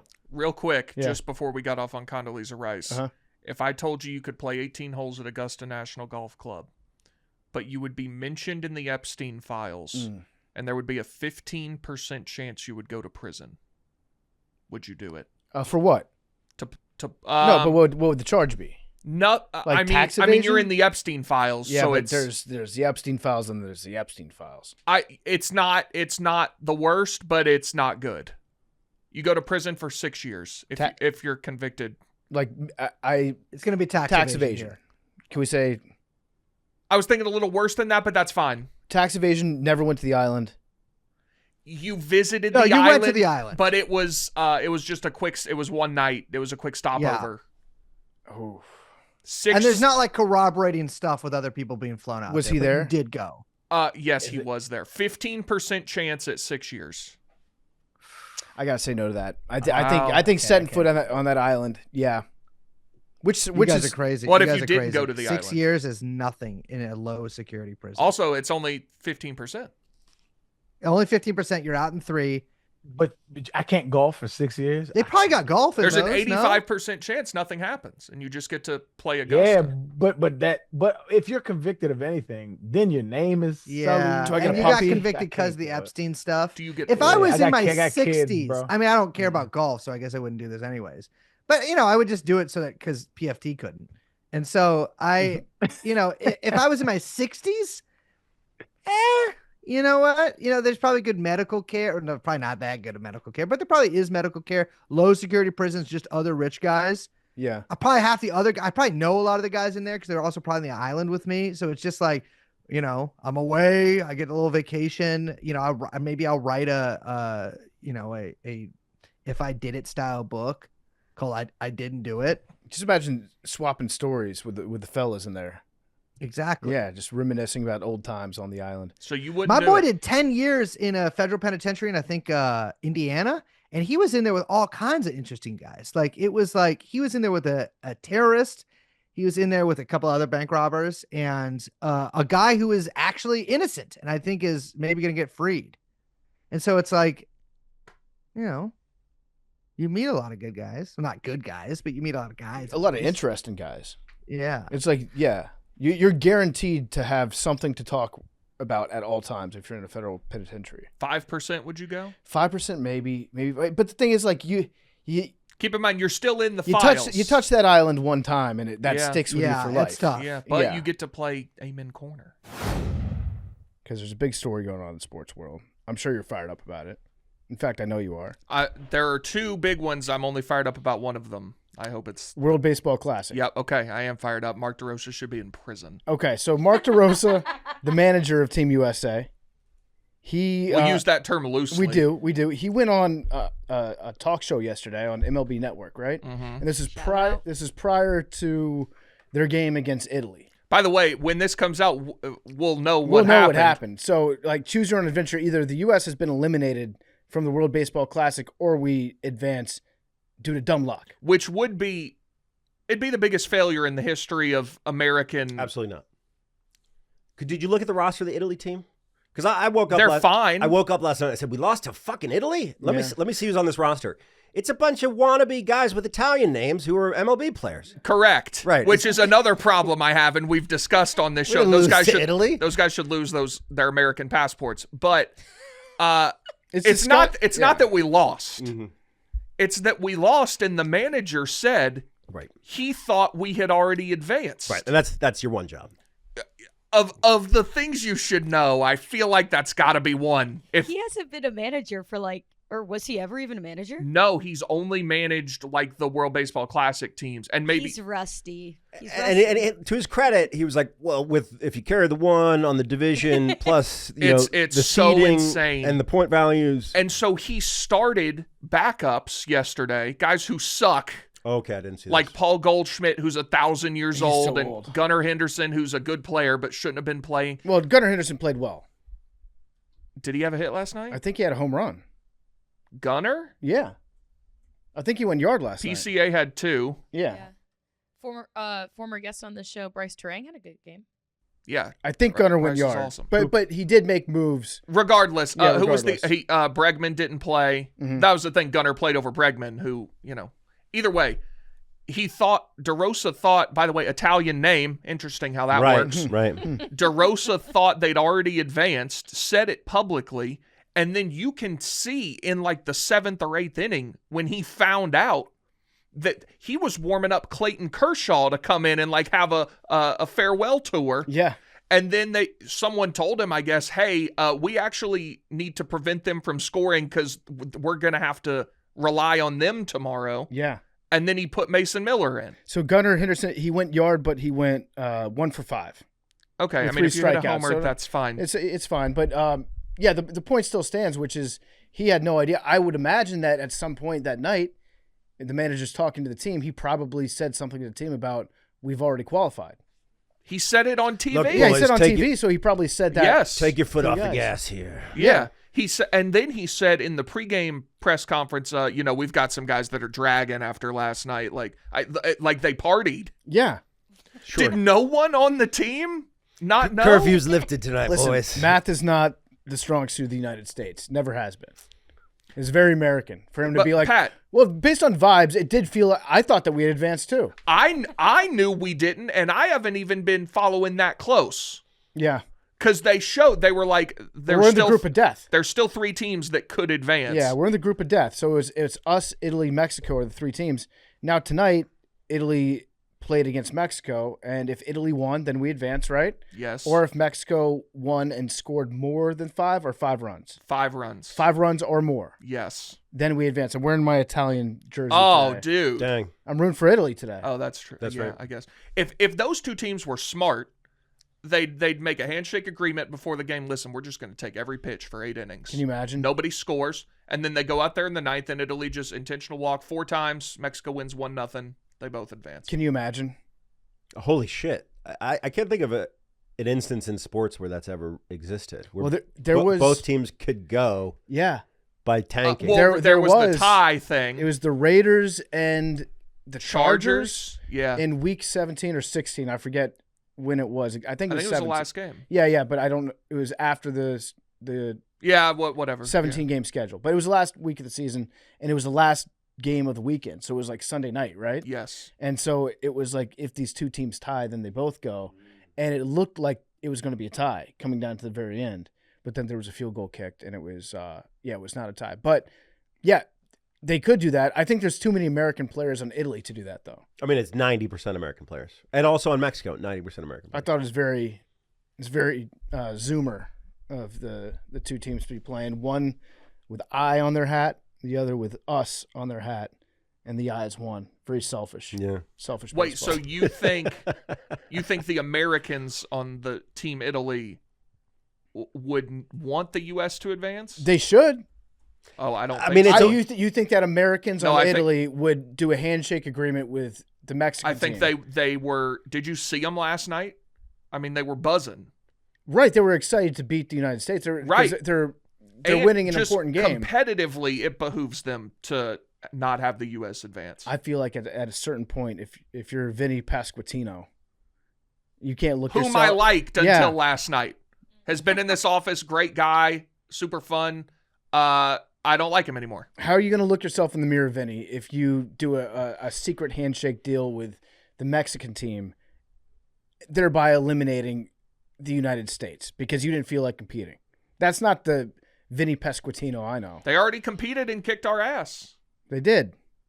Pat, but I said what you objected when I said not making it out of the group in the World Baseball Classic will be the biggest failure of American international sports. It's not because it's a bunch of Americans playing a bunch of Americans playing a bunch of Canadian So you're saying Americans. because the other teams have Americans? 100%. Now, no, it doesn't matter. So here are the only teams that matter in the World Baseball Classic: the Latin American teams, right, and the U.S., the and Japanese Japan. teams. That's it, and Canada. That's it. The rest of it is like, come on, Italy. Like, my buddy Shlomo was the pitcher for Israel. And I was like, how'd you get in here? He's like, well, you're American. He's like, yeah, man. But like, I get to pitch finally again. Like, it's bullshit. It's absolute bullshit. I can't believe agree. it. I haven't been following, so I thought to myself, like, man, I can't wait to see how many British baseball players. I didn't even know it was big over there. Wait a minute. These guys are all major leaguers. It's disgusting. Yeah. It's disgusting. Well, I talked about this during the Olympics that, you should have to play for where you're actually from. But our team is still the best team by far. Okay, I take it back. Czech Republic is a legit team. Yes. Did you see the electrician? No. Their best starting pitcher is an electrician, and they got him to like join I guess he'd retired or whatever, and he came out and threw like a ton of pitches, and the Japanese crowd was going nuts for him. And also, what a great nickname, the electrician, for a pitcher, dude. Mm-hmm. That's a great sports story too. That is what's cool about the World Baseball Classic. Like, my buddy Shlomo is a concert promoter, and he hadn't played baseball in forever, but they needed bodies out there, so it's like he got to go represent his country. Yeah, the electrician, right? The electrician, and then when the Tokyo Dome gave him a standing round of applause when he walked out the field, that was an incredible moment. I want there to be real consequences if we did not make it out of the group in this. Like what? Like what kind of consequences? I want the players booed for the first several weeks of the season, home and away.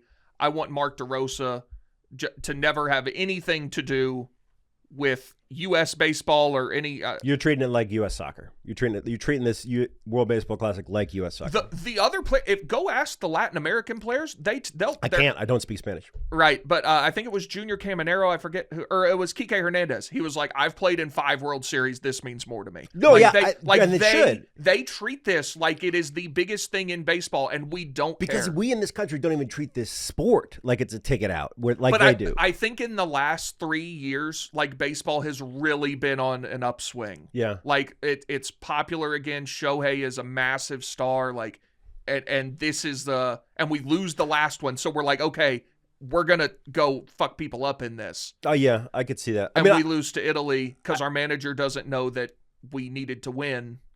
It's insane. It's a confusing point system, Big T. Well, I do have one question because I've not been following too closely, but I've seen a couple clips over the last couple weeks about some non-handshakes going on. Yeah.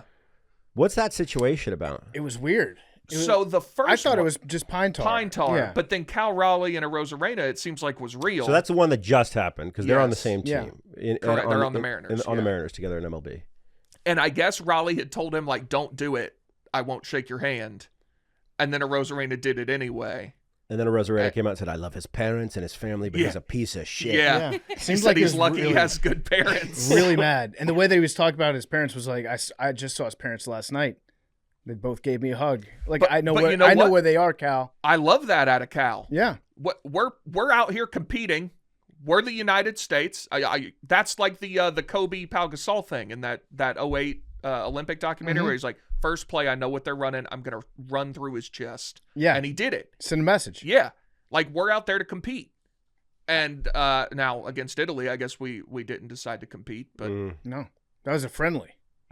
yeah. We treated that like a friendly, which, by the way, Coach Polk from the United States men's national team in soccer, he has banned the word friendly. Love that. He said there's no such thing as a friendly. Love that. in soccer. So what are they calling it now? You got there, you compete. Okay. I don't know what he calls it. Probably just, I don't know. I'll have to do some follow-up journalism. But I heard him in an interview where he was just like, "It's a terrible word. We don't say the word friendly anymore." So that game against Germany might be Big one. Well, Right. they were going to care about that a anyway. real big one. Yeah. What is currently the biggest failure of American Team USA sports? It was probably Missing the World Cup? That was bad. No, I would say the U.S. basketball team Right. We didn't win. Oh, not 04? winning the gold medal in 2004. This Argentina beat us, right? I forget. Yeah, there's Or no Argentina excuse won, in I think. basketball. But we also weren't sending, like, the best guys then.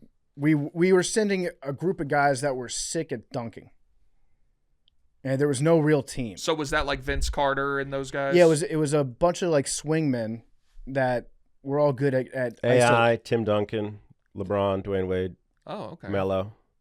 It's pretty good. I mean, it's a pretty But- good little but team. It was before LeBron and Melo were Stephon Marbury, LeBron and Melo. Boozer, Is that a Mecca Tim Duncan. Okafor? Yeah. I mean, Lamar Odom. I mean, that's an all-star team on an all-star team, dude. No, yeah, that is true. I just remembered that 08 they called the Redeem team, and that's when we were like, okay, we're getting everybody. Yeah, 2004 was That's a good. That was- team should have won. that was though. bad. That was That's bad. embarrassing. That's bad. But yeah, that's probably the Yeah, we only lost one. our opening game to Puerto Rico by 19 points, just to give an idea. In the real In Olympics. the real Olympics. That wasn't like a pre. No, that was Okay, match yeah, that's one. disgusting. the actual Olympics. Yeah. Yeah, it ended their 24-game Olympic winning streak since 1982. So yeah, that's probably worse. But like this would. They lost the group stage game to Lithuania, It's bad. the semifinal game to It Argentina. was really bad. Where was this hosted? It 2004 was Greece. Was yeah, Athens, yeah. Athens. Yeah, it was a real shame. It was Larry Brown's fault. Larry Brown's coached so many teams. Yeah. He's probably. It would be interesting to see, like, you know, when they do this person's gotten hits off of 2% of every pitcher that's ever pitched. Yeah. What percentage of NBA players has Larry Brown at one point coached? That's a good question. It would be higher than you think. Yeah. They play Leeds. Oh, wait, Jerry's calling. Hey, Jerry. What's up, pal? Hey, PFT commenter, you're on Macrodosing podcast right now, live to tape. Hey, what's up? Hey, Jerry. That's Big T. Hi, everybody. Um, A big fan of the show. Thank you, Jerry. I appreciate that. Really looking forward to seeing you in Vegas. Oh, yes, so am I. When I called, did you think that there was an outside chance that I was inviting you to go to the spring break experience in Vegas? That's the show that you guys are doing that Annika and Nikki were fighting over. Yes. Yeah, that's the one. Yeah, sure. I would love to go. I have to admit, I have not watched anything this weekend. I just I know there was some sort of meltdown by Annika, but I love Annika, and I think Nikki and Annika were sort of breaking off into their own sort of like little unit, and that's something I did recognize. We did Camp Barstool. I think they are very close. I was watching them quite intently when we were at Camp Barstool. It doesn't seem to be sexual. It seems to be just two friends. I couldn't believe it. I would watch them at Camp Barstool. They would sit with each other for hours and just talk. And I was like, what are they talking about? Like, I mean, you know, like My wife is my best friend. Everybody knows that. Rebecca Romaine. Look it up. And I mean, I'm good for 10 minutes with her tops, and then just phones out and just like that's it, you know. Yeah. And we're best friends. But like Annika and Nikki would talk for hours and hours and hours, and they would just like look out at that lake at Camp Barstool, Lake Barstool, and just talk. So they obviously have a connection that I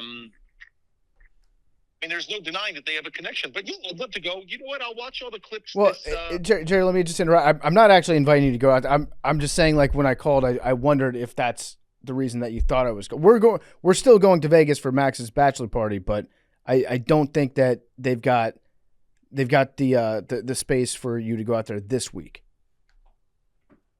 Well, then why the fuck did you just say that? I said I want to know if you thought that's why I was calling. That was a bad way that I phrased it. It's very misleading. I apologize. No, when you say call, I just assume it's something that can't be put in writing, you know? Right. So that's why I call up. Okay. I didn't realize we were on air until you said are we on air? Yeah, we're on the air right now. This is all for air. But I do have a real reason why I called you. All right. Well, now that we're playing the guessing game, let me guess. Okay. I know you're into flight simulation. I know I send you flight simulator videos. This is going to be something about naval pilots. Jerry, you're hot. Hormuz or something. You're hot. You're hot. You're lava hot right now, Jerry. It's going to be naval Strait of Hormuz. Do I want to go in on a flight simulator business? Colder. You're getting a little colder. Okay. Flight simulator. Do I want to be your wingman in some sort of dogfight, online dogfight? Not really online dogfight, but I mean, we could talk about something like that. But he does need you to be his wingman in a sense for this ask. Yeah. Oh, wingman for this ask. Does it have to do with me? I mean, I know we're on air. I want to apologize for portraying Geno Smith on your podcast. That was insensitive. It was great. It was fantastic, Jerry. And actually, I should whisper this. I know I'm on air. I am amazed at the lack of fallout from that. Either people did think it was actually like funny and they were like, let's give it a pass. It's so funny, the fine line between what's offensive and not. It's like, it's like, if it's really funny, it sort of gets like you get a pass. Yeah. You know what I'm saying? Were you a little bit offended that there weren't people out there being like, I can't believe Jerry O'Connell did this? Well, at first I was like, wow, I was more famous than this. But then something happened to me, Big Cat. It sort of like emboldened me where next I may try an Asian accent or something. I may really go for it. Yeah, I mean, I thought it was very funny. It's the hardest that I've ever laughed. But I mean, I might go Indian. I don't know. I might Middle Eastern something. I'm gonna be someone who tries to get canceled. Jerry, can you do a female voice? Like a Manti Teo? I got I'm dying, Manti. I love you.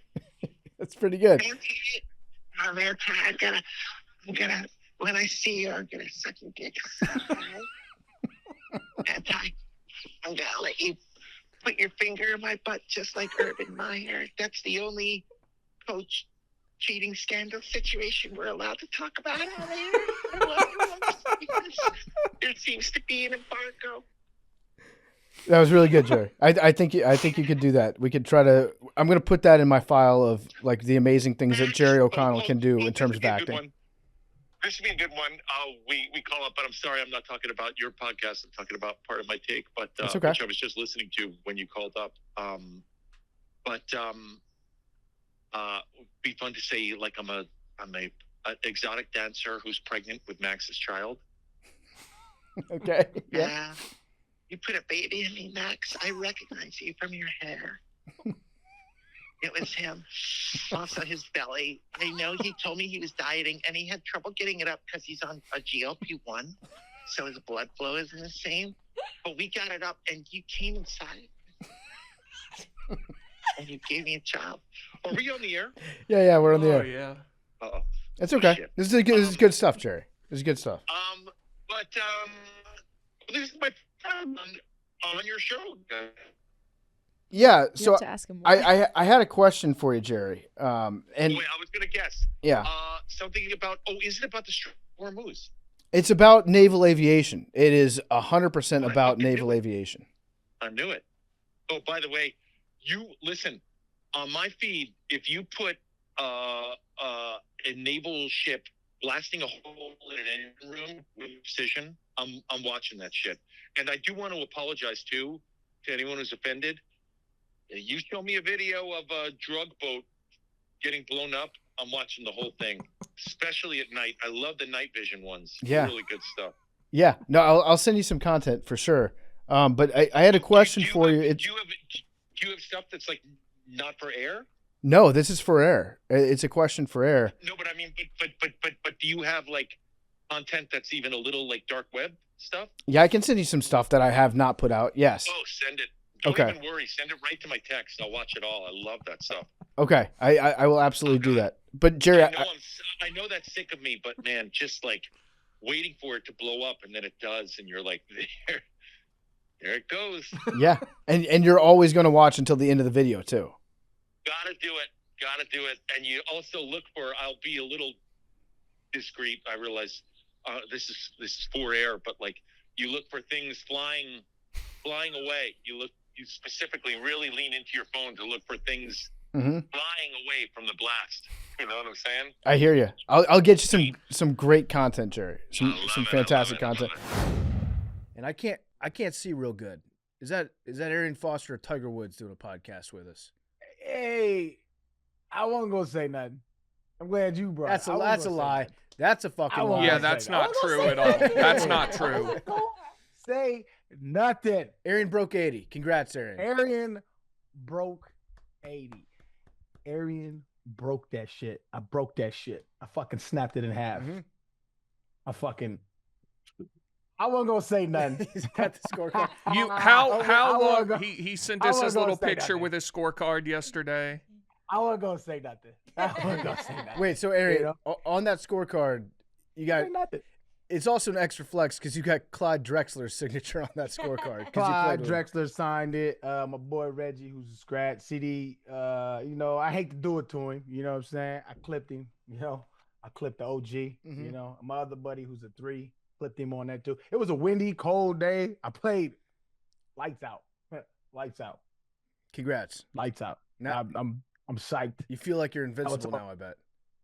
It feels vindicated because I felt like I've been in the 80s for a while, and it just felt like my time was coming, but it was just like I had to do something special, and I did. Started the day with a bird.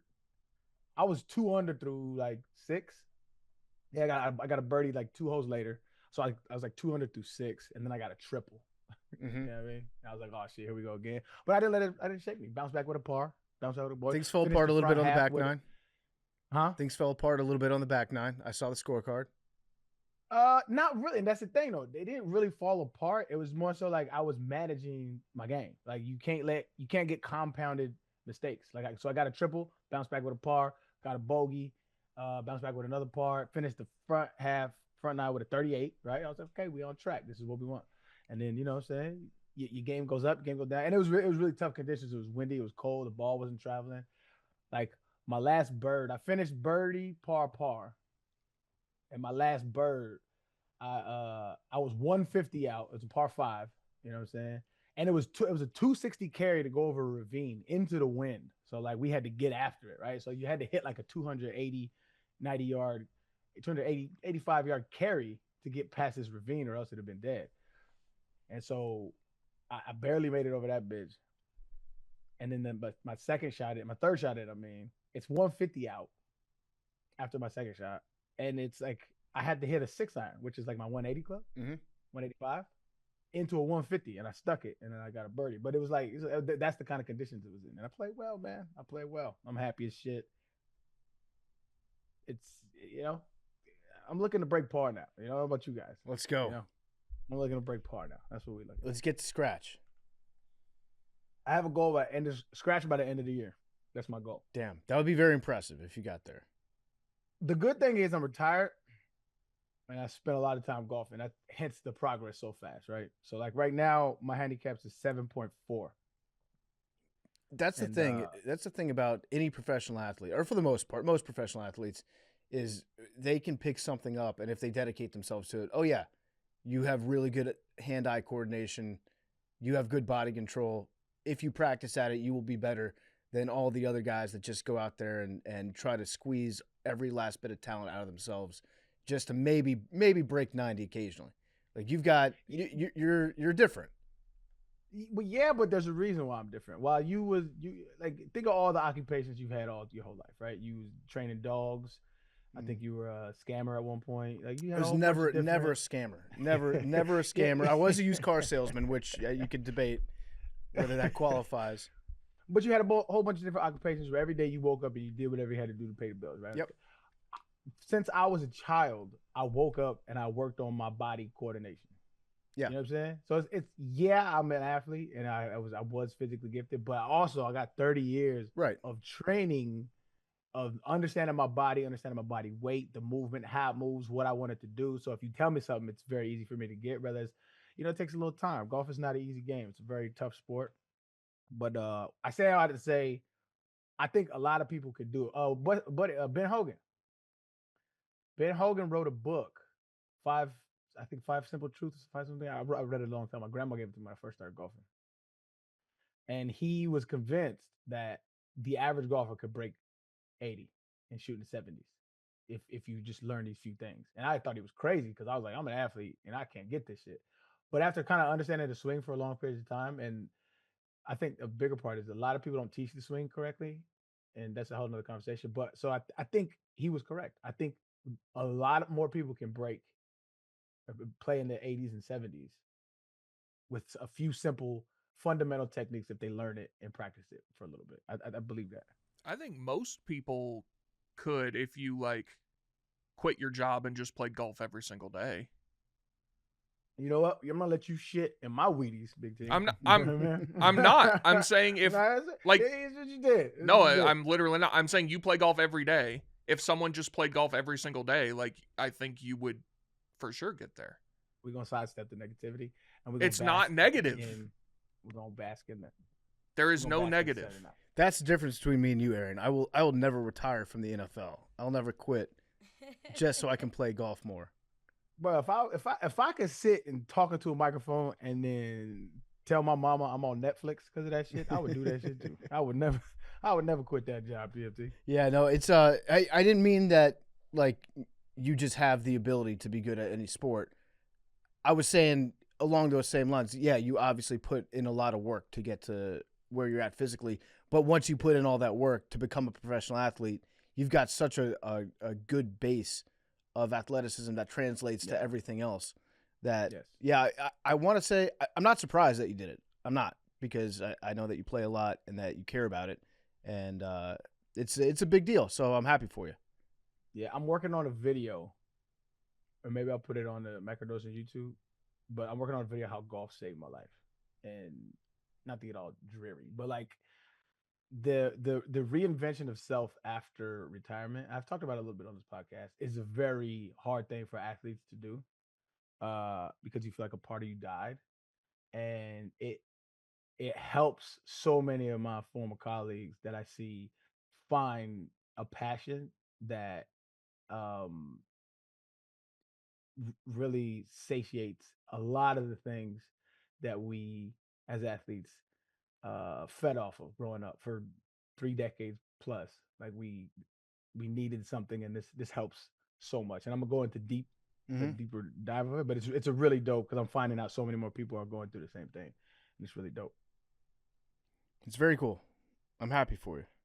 Yeah, but anyway, Mr. 79, you can call me that if you want to. I wouldn't, you don't have to, but Mr. 79. Mr. 79, baby. But then that nickname's going to change. Once you shoot 78, then it's Mr. 78. No, it's gonna be Mr. 79. I'm gonna get this motherfucker laminated. Get it Get that tattooed. I might. Yeah. Yeah. Cause I clicked the Hall of Famer. Mm-hmm. And I might be Mr. Scratch when I do that. But until then, it's Mr. 79 will do. It's fine. Was it iron sharpens iron? Is Clyde good and he was like pressing you? So the reason why I attribute myself to getting better, it's not just my athleticism and shit like that. It's because I play with Clyde Drexler and there's other cat named Reggie Barclay. Played basketball overseas for a while. And when I started playing with them dudes, they play by PGA rules, right? So that's why I'm confident saying my handicap is my handicap, and I shoot whatever I shoot because so yesterday, for instance, right? We're on 16. Clyde, he hit a drive out of bounds, and we thought it was a red stake, right? And so we drove up there and figured out it wasn't a red stake, it was OB. OB means you have to go back and re-tee. And so we're already at our ball, and we see him driving back to go re-tee now he's hitting number 3.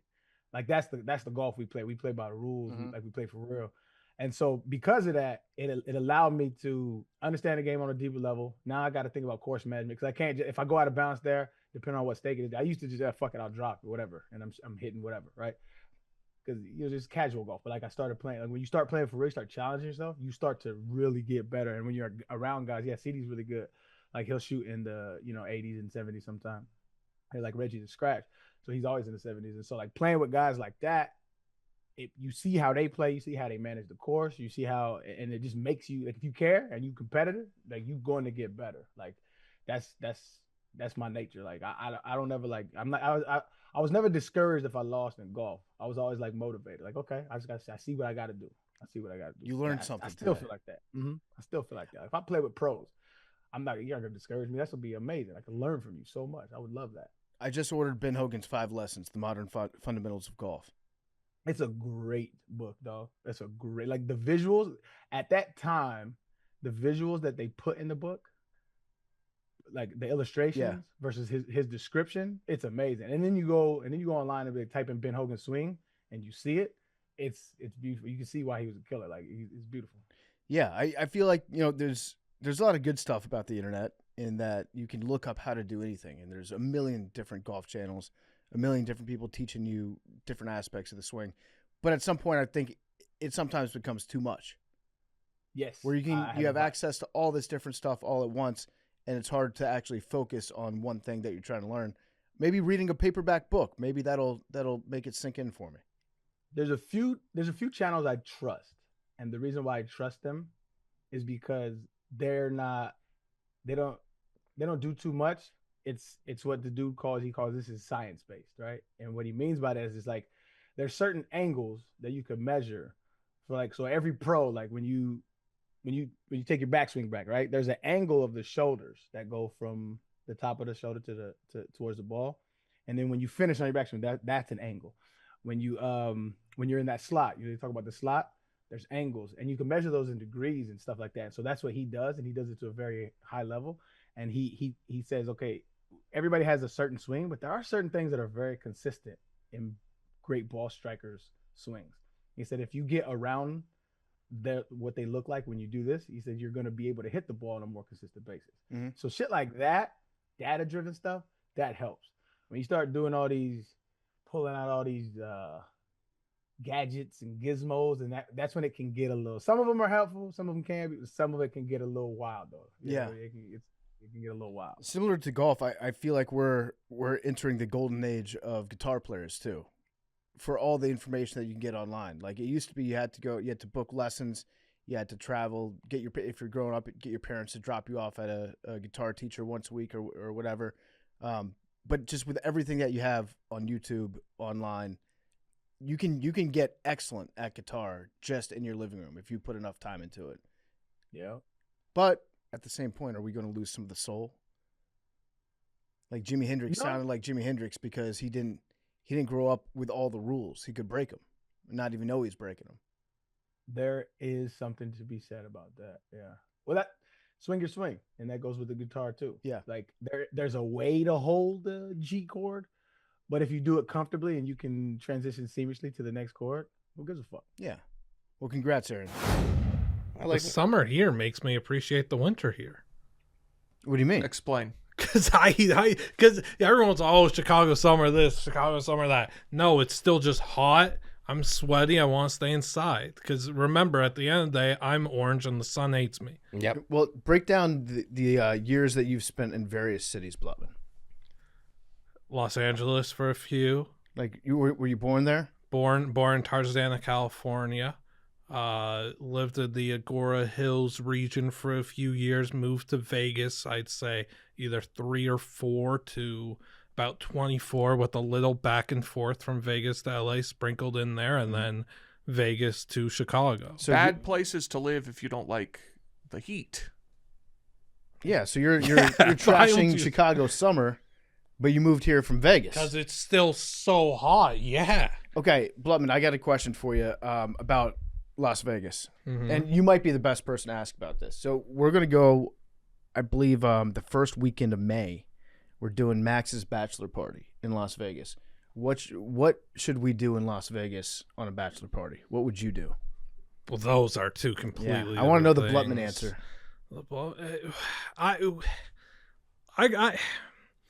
I grew up in Vegas. I've lived in Vegas for a long time. Not ever going to the Strip. The Strip is a place that a guy like me goes if I want to go see a sporting event. That's why I go to the Strip. So anything that you're going to do at a bachelor party, I'm not going to do. If I had a bachelor party in Vegas, what I would do is I'd say to my fellows, hey, this is what's happening. We're going to go to Magic Noodle, which is an Asian restaurant, handcrafted noodles. We would go there, and we would eat some food. We'd probably go to my house, probably the house. Okay. Probably do that, and then I just say to the fellas, hey, where do you guys want to go to dinner? And then they tell me where we want to go to dinner, and we go to dinner, and we'd have a great night. Maybe go to the casino, Red Rock Casino, and do something there. I don't know. Okay, so you would go to Magic Noodle and then back to your house. I love Magic Noodle, yeah. Do you think Max would be allowed to go to your house when we're in Vegas? No, because only my mom lives there now. Okay. Because Marky's back in LA right now. When I said my house, that was just kind of creature of habit, like what I would have done as a kid. We don't got my childhood house anymore. No, I hear you. I hear you. Yeah. Going to that house sometimes, that is one of the downsides of going on a long trip or like a bachelor party. Is like sometimes you just want to go home for a second. Mm-hmm. Just like spend the night at home. Tap in. How long should a bachelor party be? How many days you think? I think it kind of depends on where the person's at in life and who this person is. But I would say like a good rule of thumb for like just a friend who's getting married, I would say 2.5 days. 2.5. Okay. 2.5 days, right? Is that? I feel like that's right in the sweet spot. So you're saying Thursday to Sunday? I'm saying, oh well, okay. Here's what I think would be perfect. Would be like a Friday afternoon. You all meet up. Mm-hmm. Then you got Friday afternoon, Saturday, Sunday, and then you go home on Monday morning. Got it. And then you have that Monday built in to recover. Okay. I think that's probably good. Now, if it's like, that's if it's in a place like Vegas. I think I'm also kind of mixing in the Vegas factor because I don't want to spend 5 days in Las Vegas. But if it's like a cool destination and it's a fun trip, then yeah, I could see that. I could see like 4 or 5 days. You're doing 5 days? If it's a really cool trip. Like an island, you mean? Yeah, like an yeah. island? If you're going to like, yeah. And it's maybe if it's a guy that like has been going through a lot and like all the boys are rallying around, so pumped that he's getting married. It's like, we're going to do it big for your birthday, dude. You've been through so much. You know what I'm saying? Like that kind of guy. Why? What do you think? I think 3 full days. 3 full days. Mine's day and a half. 1 day and a half? Day and a half. Getting there Friday at noon, leaving Sunday at 6 a.m. 6 a.m. I think my flight's at 6. Yeah. By the way, wait, you're choosing to wake up at 6 a.m. after the big day of your back? The flight was sleep the in. cheapest. By the way, the last 5 minutes is how I found that my bachelor party got nixed for Max's. I didn't. PFT schedule never it. specified that. He just said that he couldn't go. It's because he's going to his real friend's bachelor party. Well, it's also a work trip.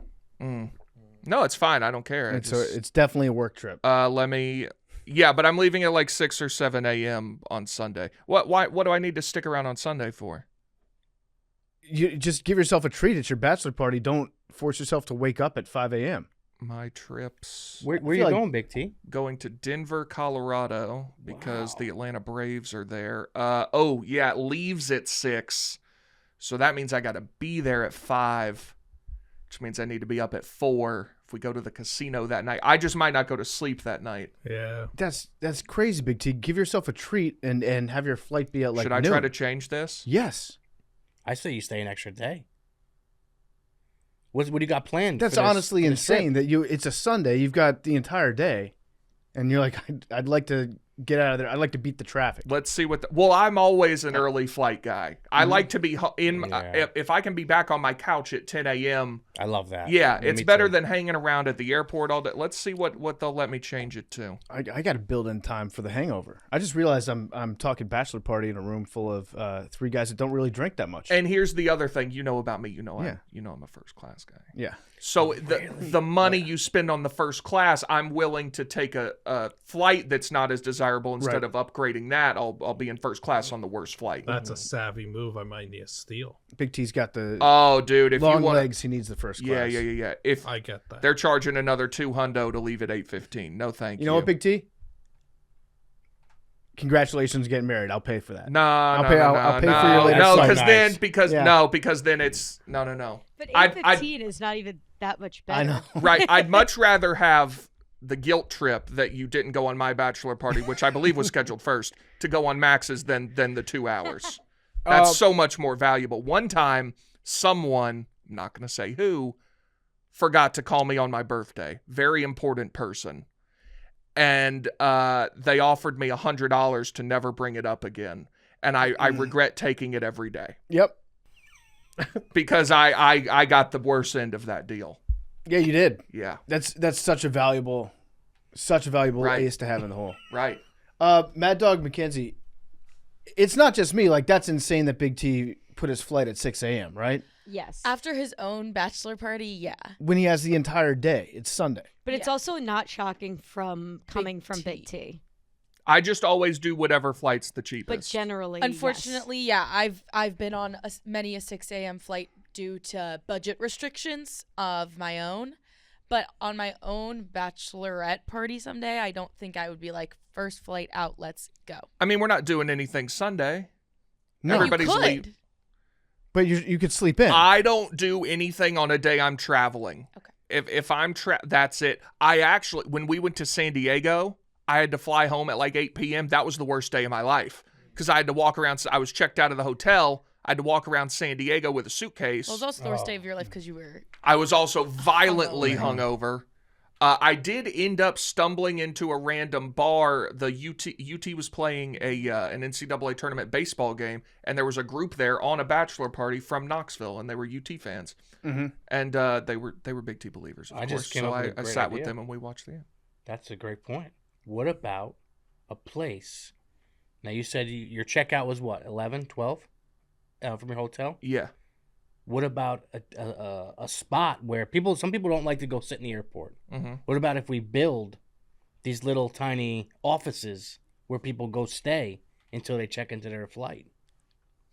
It's kind of like an Airbnb, but you're not paying the full price for the Airbnb. You're paying for like a couple hours. It's kind of like an airport lounge, except you're not at the airport. Right. Yeah, but not everybody can have the access to the airport lounge. You know what I mean? Nobody got Well, that now money. they do. Now they let anybody into the lounge. Really? Yeah. Well, I yeah. don't go to the lounge anymore because they let anybody in. You can just pay like on the spot. Really? Yeah. That's not right. How much does that cost? I want to say like $50 or something. And what do you get? You get food? I never been to a lounge before. Yeah, there's shitty food, alcohol. very bad food. Really? Like everything there is super dry. So it doesn't matter what you're getting. If it's the chicken, it's going to be dry. If it's a muffin, it's going to be dry. If it's one of the desserts, it's going to be really dry. Cereal, I'm always there in the morning, as we've discussed. So they've got, your Fruit Loops and such. Yeah. Dry? Yeah, Fruit Loops very dry. And the milk dry. I'll do a dry cereal lemon. I don't have. If I have cereal, I'm not doing it with the milk. No. Yeah. I'll do either, but I'll just eat it. Okay. You won't do milk, period? Mm-mm. See, if I'm doing I'm cereal... not a milk guy. Me neither, but just with cereal. If I'm doing cereal with milk, that's an event. If I'm just, there's cereal in there, let me grab some, I'll just do a couple. Got it. Do a couple handfuls. Got it. Yeah, it's at the airport. I always felt that there should be a gym too. Like have a place where you can work out. So does You get there early. So does Sean Duffy. Sean Duffy thinks that? Yeah. Hell yeah. Well, Sean Duffy thinks like get dressed up. He also wants you to wear a suit, and also he wants to put like chin-up bars in your terminal. Chin up bar. I'm saying like make an actual gym, like one that you check into. Yeah, but aren't you gonna be all sweaty? So they got locker room, showers. Suit? Did he say suit? He said get dressed up. Get dressed up. I don't. A suit's ridiculous, but we do have to do something about the pajamas. I got no problem with pajamas. Actual pajamas. I got no problem with pajamas on. Really? A plane. Yeah. They problem. They just banned Crocs at the Tampa airport. Why? I think it's a bit Yeah. because they wanted to do they said pajamas too. Oh, okay. I mean, they did release a thing, but like obviously it's unenforceable. But I do like the pajamas is a bridge too far. Unless you're kids, I feel. Like. Even sweatpants, fine. Even sweat. You're willing to give people no sweatpants. pajamas. What about the people? You know who pisses me off? The people that go to the airport that have like all the designer clothing on them, like the Gucci, the Louis Vuitton. Just they want to just stand out, like they're so rich. And then this happened multiple times to me. You go on your flight, and they're just like in the middle seat in like 36B with like all this designer clothing on. It's like, what are we doing? Doesn't make any sense. Yeah, I've seen like people getting really like wearing really really fancy shit, and I Yeah. like it. I like it when they do it like as a duo. When there's a husband and wife, like yeah. dressed up together, like they're a traveling basketball team. Yeah. Like they got the same sweatsuit on, like same bags that they have. They're like sometimes the same T-shirts that they make for themselves. Yeah. I like those couples. Those couples, I feel like they stay together. They do definitely stay together for sure. We got a lot to get into today. Big T wanted to like explain the news to Blutman because Blutman, how much attention do you pay to like stuff that happens outside of sports? If it's on Twitter, sometimes I'll see it. Most times scroll by. I'm not watching the news. Not what? Well, so when Not ringing the we found out newspaper. Arian couldn't be here, we were talking about who do we want to have on, and I was like, I want to know how much Blutman knows of what's going on. Okay. Because, like, I heard you talking about you were watching Marist Merrimack yesterday, I- which I was watching. Travesty in that game. There not being a shot clock violation doesn't make much sense. Neither team knew what was going on, by the way. Marist was going to let them dribble it out to like 6 seconds down a point. Then they get a shot clock violation, doesn't get called. Anyway, The coach didn't heartbreak know for what the was Red going Foxes. on. No, John Dunn had I believe that's his name. Yeah. No clue what was going on. Sad day. I'm the number one Red Foxes guy in this office. Everyone knows that. 100%. But so I know you're watching stuff like that. But do you know what? So I want to gauge where you're at news wise. Yeah, I mean, this is probably a good weekend to do it because like yesterday while I was watching, I'm watching golf, I'm watching tennis, some of the college basketball, a lot of hockey, and I tweeted out, if we ever go to war about the Navy defense, they didn't play defense in the last 4 or 5 seconds. Mhm. If we ever go to war and this is the defense that's defending our country, we're in trouble. Instantly, people like Blutman, we're at war right now. Is that how you found out? I didn't put 2 and 2 together that the Navy was maybe involved in the war, and then we had the Chinese Taiwan debacle, Yeah. to which a tweeter informed me, "Hey, bud, this is why." I don't know what was going on there. I just thought the baseball team was called Chinese Taipei because that's what they do in the Little League World Series in WBC. So I thought that this is like a baseball team situation where they brand themselves that No, way. it's because the WBC's woke. They Oh, don't want Yeah, China that coming I after didn't. 'em. That I kind of sort of learned. I really didn't understand You it. thought that Taipei was the name of the team, like like the Commanders. I like. We're the Chinese Taipei. Well, like Japan calls their baseball team Samurai Japan. Yeah. which is pretty sick. That is awesome. Yeah, I kind of thought it was just this is how we're branding our team so more people know who we are. I don't know. That's how they do it in Little League World Series. So I think a lot of us have become accustomed to referring to Taiwan as Chinese Taipei. I don't know. It's the same place. That's how they get you. The plan is actually working to perfection in the brains. They of got Liam me, Blutman, and yeah. the brain scrambled for a bit, and then it was back to watching the Minnesota State high school hockey. So you do know there is a war event. Yeah. With what country? Iran. Okay. Mm-hmm. Okay. So you know that. Dialed. Didn't know the Navy was. I didn't put two and two together. We sunk one of their ships with a torpedo. Battleship. Yeah, we did. We sank their battleship. Did you hear the story behind how we did that? No. I would encourage you to look it up and read it because I've only read like headlines and first paragraphs of news articles about it. But it's the best way to consume. It is. But so we were taking part in some sort of like demonstration or event with various other navies from around the world, and the Iranian Navy was also at this event that we were at, and that battleship was there along with our sub in the area. And then I think they had to cancel the event because war was happening, and so we just sunk their battleship outside this event in India, like nowhere close to the actual conflict in Iran. But it was like a target of opportunity that was right there that we knew was there because we were doing like a demonstration. It was like a may as well. Yeah, it's like we're at a game preserve. You know, like those rich people in Texas that have they got ranches with fences, and they're like, I want you to stock this with antelope, and then next March I'm going to come down. We're going to bring the fellas. We're going to shoot all of them. We weren't planning on stopping at McDonald's, but one was there. One was there, and so it was like, okay, and, yeah, you know, I guess we could get the Coke Zero for $1. Yeah, we got the play place here. Yeah. So yeah, that's my understanding of what happened with that. So Blutman, are you familiar with the Epstein files? Cognizant of it and everything, could not be motivated one bit to go learn anything about it. That's probably for the best. It is, honestly. Like it's stuff that I wish I did not know. Jerry, have you been paying attention to the Epstein files? No. Not at I all? seen they deleted 65,000 files. Is that they deleted a lot of stuff, and there's some stuff that they haven't put out yet, and then they put it out, and then they go back and they delete more. Yeah, bad people, man. Bad people across the board. And then just this morning, Ohio State University's president resigned after having an illicit affair. Was it with it was with a staffer? It's coming for everybody in the Big Ten. I only saw that because it was college/wake up Barstool. If they would play just like regular people at Augusta, just like dudes that are a 17 handicap, I'd watch every single shot. Yeah. I'm more interested in the like watching other people at Augusta than like professional golfers. Yeah, see how hard it really is. Like see regular people try, because when professionals are playing it, a lot of times we're like, oh, that fairway's huge. Right. But then if you get a guy like me out there, I'd probably shoot 110 at Augusta.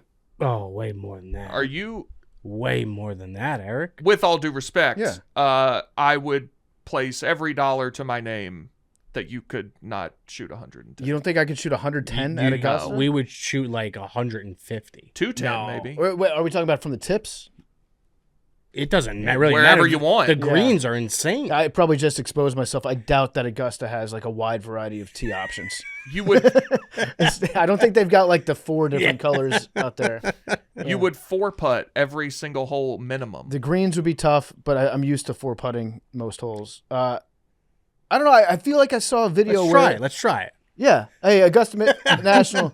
Hey, I heard that you guys reached out to Dude Perfect. We're great friends of theirs. We run a lot of the same online spaces. Jerry also had a very successful show that he produced for children. Yeah.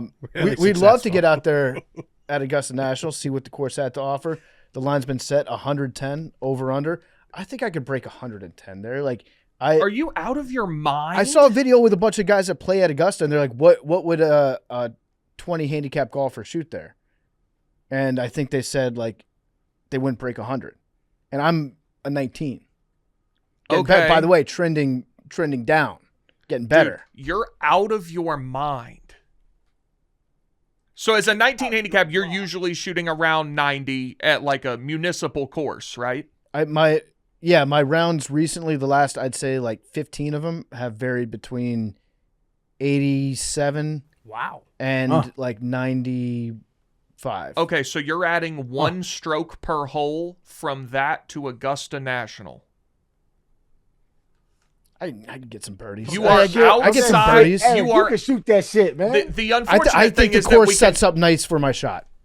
You are so out of your mind. You don't believe this. I think 100. I think he does. 110 is 110 is doable. It is not. I would No, never it's say. not. I would never say 100. Eric, 110 is not doable. I'm dead serious. People hyperbolize and say less. I would bet every single dollar in my savings account that you could not break 110. You know where I'd probably run into some problems? Off the tee. No, off the tee. Everywhere? Yeah, probably everywhere. Probably putting for sure. Chipping, driving, staying in bounds. My chipping game's been pretty. Damn, hey, I smell a little match coming on. That's Pretty good recently. No, I'm not very good at golf, but if neither am I. You're talking about one of the toughest golf courses in the world. Yeah, I think 110 is reasonable. But here's out of your mind. Two issues. One for me would be the putting. The second would be there's usually one time per round where I'll hit a ball and it goes out of bounds, and then I take the drop from like up where everybody's playing already, where the ball you're playing full rules. Where the ball also. like landed in the water. Occasionally, I will do that drop that's horizontal from like where the ball landed in the water when I should go back like 100 yards. Handicap on the question. Yeah, I try not to do that, but sometimes you get far enough down there and you're like, oh, I thought I was gonna be able to find my ball. I can't find my ball. I guess that's why you hit a provisional. I know, man. I try, but and then I do the like whole drop thing, and I try to follow those rules. But sometimes I drop in the wrong spot. I will admit, maybe once per round. I'd say like what's your handicap right now? 0.75 times per round. I will drop a ball in not the correct location to take my penalty from. Yeah, I'm asking Jeep what you could shoot right now. What's your handicap? I believe it's a 19. I haven't been able to enter in a couple rounds recently on GHIN because it's outside scoring season in Chicago, or at least it was. But I've been using 18 birdies. 110. So on 18 birdies, I'm gonna ride with Big T on this one. On 18 birdies, I'm a 16.9. Wow. I mean, Arian, you don't even think you could break 110 there, right? Oh, what are you kidding? You think? Yes. I'm absolutely breaking with it. What? I'm a 7. Baby. At Augusta? Yes. What? 110, my G? Are you joking me? I don't know if they know the conditions. I don't know if they know the conditions. I haven't played with you. I haven't played with you in like. No, I know. 3 years. That's what I'm saying. You're a pretty good golfer. No, I'm a 7. I'm a single digit handicap. I can absolutely bring 110. If I shoot 110, I'm stop playing golf. I wouldn't bet on you not doing it. But I still don't know. But you agree PFT could not. I don't know. So I think 100 is pushing. I think I think I shoot a 95 there probably, but 110 is crazy. Absolutely, yes. For him, they're not. Oh, him. I don't know. I don't think. No. Well, you know where you guys can do this at? There's a Masters kind of look-alike course. I think that Bryson that the pros practice on. Is it just Augusta? I know there's one that has holes from like different courses. It's the greens. It's not. So Augusta's not like super like you heard Bryson say this, and I mean he hasn't won, but he was like it's not that tough of a course. He's not wrong. Like it's the greens, it's the undulation, and like if they ever would let patrons on, they wouldn't have the greens at that speed ever. Yeah, you know what I'm saying? Like so, like at those speeds, them shits. I played a couple courses where the greens are like pro level, and I always play from the tip. So I don't know how long is Augusta. Check it for me real quick. Because I frequent courses that are like 72 to 7,400 all the time. And I'm sure it's probably a little longer than that. 75-10. Yeah. I mean, that wouldn't be like, so I see par 3s that are 230 all the time. And so that's not what's intimidating me. What's intimidating is the greens and how undulated they are. Mm-hmm. yeah, I anticipate a lot of 3 and 4 putts from me, but that would account for like me shooting above 90s. There's no way I get to 110. I'm just not that bad. Yeah, there'd be some tricky putts. You probably wouldn't make a lot of birdies. Yeah, I mean, if I make a birdie, I'm hype. There'd probably be a couple fairways where you'd hit what you thought was an excellent drive, and then it rolls off. Yeah, but who knows though? Golf's humbling like that. We fuck around, go out there, me and you, Eric, and you shoot the 90, and I shoot the 110. Who knows? Man? That's what I love about golf. Mystic Creek Golf Club in Arkansas. That's Okay. what I. That's the dupe. We'll have to go. Apparently. What did Jeep say about like a 20 handicap golfer? I asked about you specifically. It was misguided as to your handicap, so it gave a lower answer. But Okay. what would a What'd it 20 say? handicap? Well, no, my handicap right now on 18 birdies is 16.9. Yeah, that fake app that you use where you don't keep real score. No, I do. I just type in the exact score that I have on every This hole. says most likely for a 20 handicap 105 to 115. Rough day, very possible 115 to 125 plus. Yeah, but I said good scoring conditions. Saturday pins. I was like, so you want something? I like how I'm like breaking down. No, like Sunday pins would be tough, but Saturday pins I could definitely I know what the fuck I'm doing. But what's crazy about courses like that is like, so that like the legendary shot that Rory hit, where he went for he Bent the tree, hit right? 700, Over the tree, around the yeah, tree. bent it over. That's a par 5, and he's going for a 200+ yard shot. He's hitting a 7-iron. He got to hit it high. I'm never going for the green on on my second shot on a par 5 at that course. None of my shots are going to hold because I'm going to 207. Well, that might be like a 5-iron, but it's just too much shit can go wrong, and you off the green. Now you chipping up. That's like a guaranteed double with all those different undulations on the green. Like, so it's like I'm like, this is never gonna go for 2 on that shit like that. That's why the pros are so much better than us. Like, this is no shot. That would be a fun ass thing. Hey, if I do that, you can kill me after that. That would be a lifelong dream. So you were on the you're definitely of the viral question going around, would you rather play one round at Augusta or have lifetime tickets to the Masters? You would play once. Oh, well, yeah, absolutely. See, I think I'm absolutely the other way. No, I mean, because like, if you get to play, you get to experience it better than you would as a fan. You ever would as a fan. But someone made a good point. If you go to the Masters for 40 years, you're going to get to know somebody, and maybe at some point you find your way out there. Oh, I thought that. Okay, that's not part of the deal then. I thought the part of the deal was you can only play and you can never play. Yeah, you can never play. I think it's just you can pick one. But anything can happen. I guess if the only time you ever get to go when you play, it would only be fair that you can never play if you do the other one. Under those circumstances, I'm picking play. I just posted a poll. We'll see what the people think. Wow. You're gonna get roasted. Yeah, no shit. No, but like. I like how you specified excellent conditions Saturday pins. Yeah, excellent conditions Saturday. Excellent scoring conditions. I also said if a hypothetical unnamed 18 handicap played Augusta, what's my score? I love how you split the difference between between Gin and 18 birdies. Yeah, I did in an effort to demonstrate integrity. 8 votes. You've got 1 right now. Oh, it's 100% over 109.5. Okay. No, Anyways. you have 1 vote out of 8. Oh, okay, that's good. It's better than I thought it'd be. Big difference. Okay, we got a special guest right here. What's up? Sorry, house call ran long. It's a great episode. Check it out. But what's going on? What's up, Arian? Hey, I was wrong on the guest. Who did you guess? I thought it was Brace. Oh, no, it's Rico Bosco. Rico joins us fresh off house call. Who was the guest today? Biz. Oh, that must have been great. Yeah, it was awesome. Big T, quick question. It came up on house call. You have pretty much the whole company muted, but you sent me a tweet of mine. Am I muted? I should be given my past transgressions. Yes, but it's nothing against you. That's the default. There's only like 5 people who aren't. How'd you see my tweet then? What tweet did I send you? The ice machine. Oh yeah, somebody sent it to me. Cause I'm a big ice machine guy. All right, I love that. Yeah.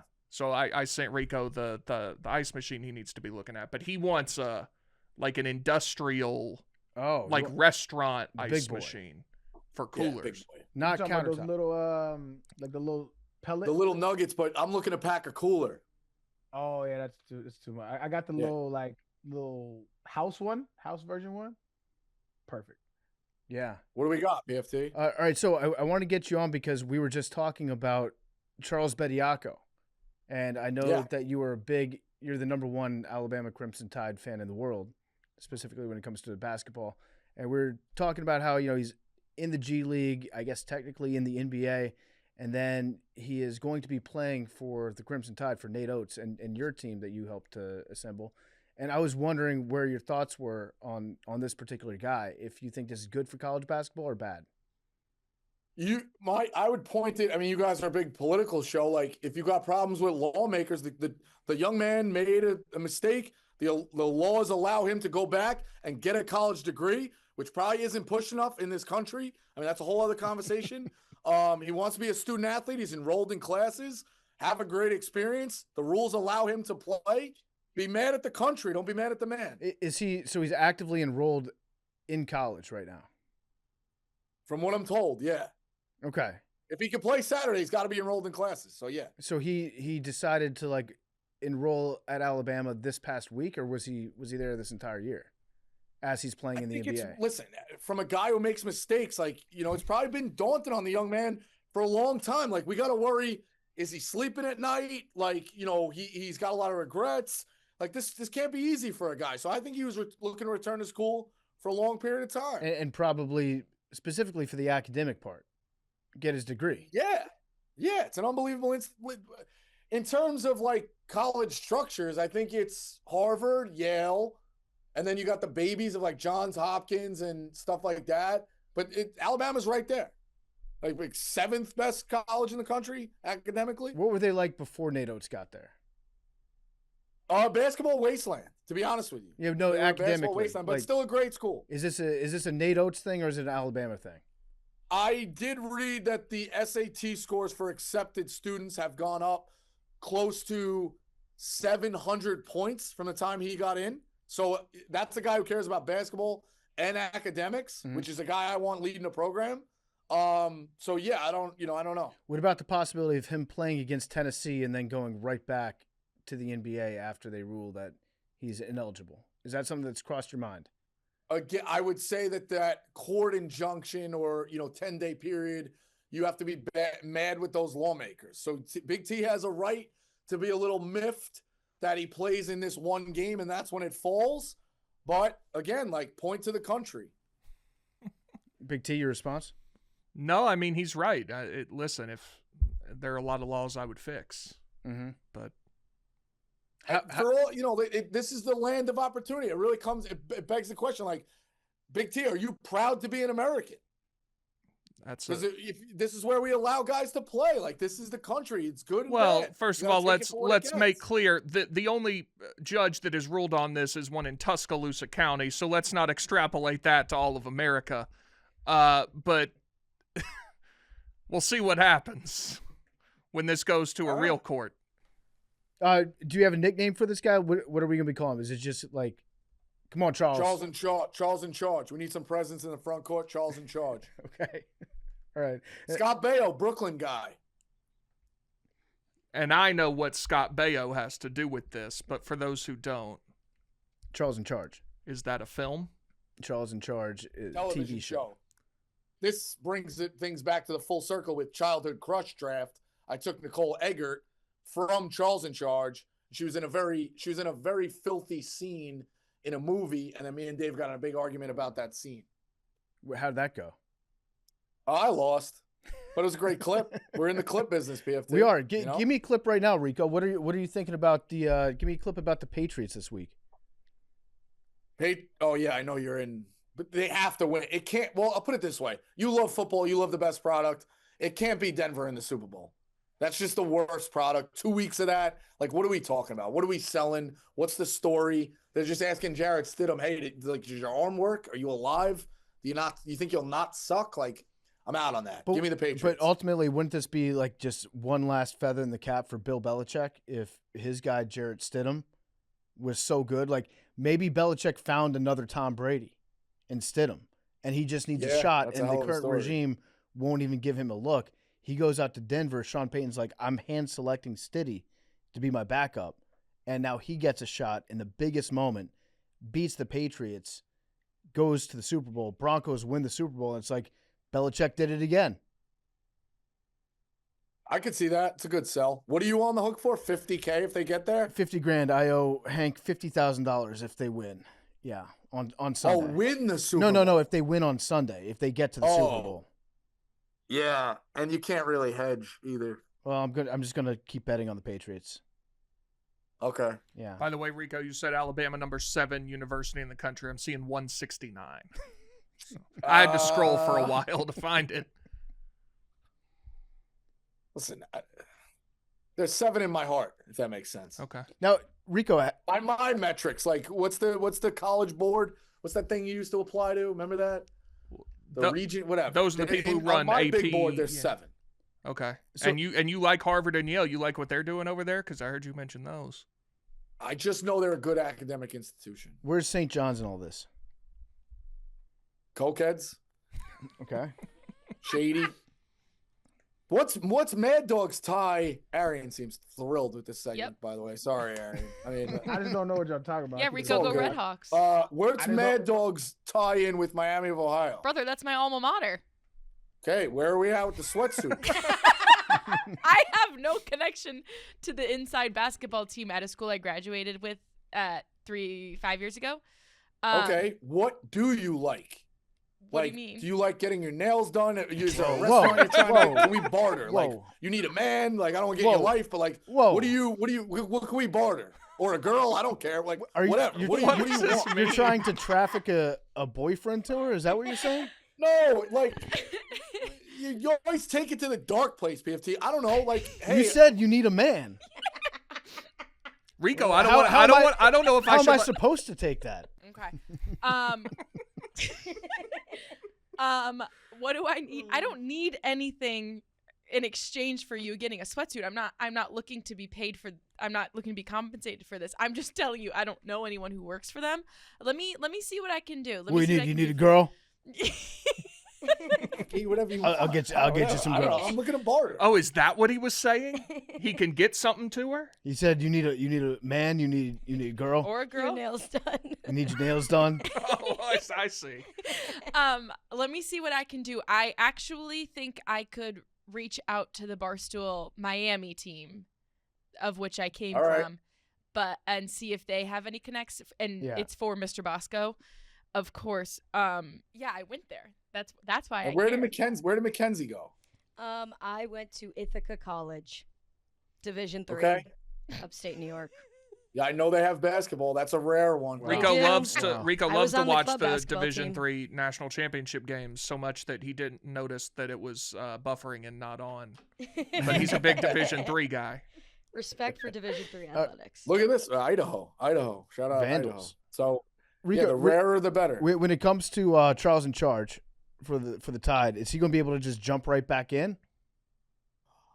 Yeah, he was playing in the G League. He's in great shape. He'll be fine. I thought We'll see. We'll see how it all shakes Ideally, out. if you're trying to build a team, what do you think that's going to do to team chemistry? If you're Nate you want Oates, to like, win. You want to win. He's oh, coming so win at all home. costs. Finish what he We don't started. care about developing these young men. They haven't cared about developing young men there for a long time. Mm-hmm. Bring me the heat, I think was the operative phrase. Mm-hmm. But you think they're just going to let him come back in? They'll say, okay, hey, sorry, I know that I promised you that you would get more minutes, but Charles is coming back, and you know how what Charles wants, Charles gets.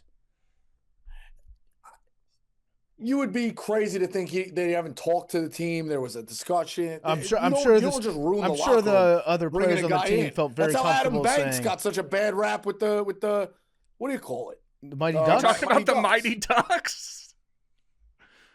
Oh, Rico, which do you think is more egregious? Nate Oates having a murderer on his team and then his star player giving the gun to him, and then they do a gun intro celebration when he comes on the court and he says he was just in the wrong place at the wrong time, or getting professional players in the middle of the season to come bolster his roster?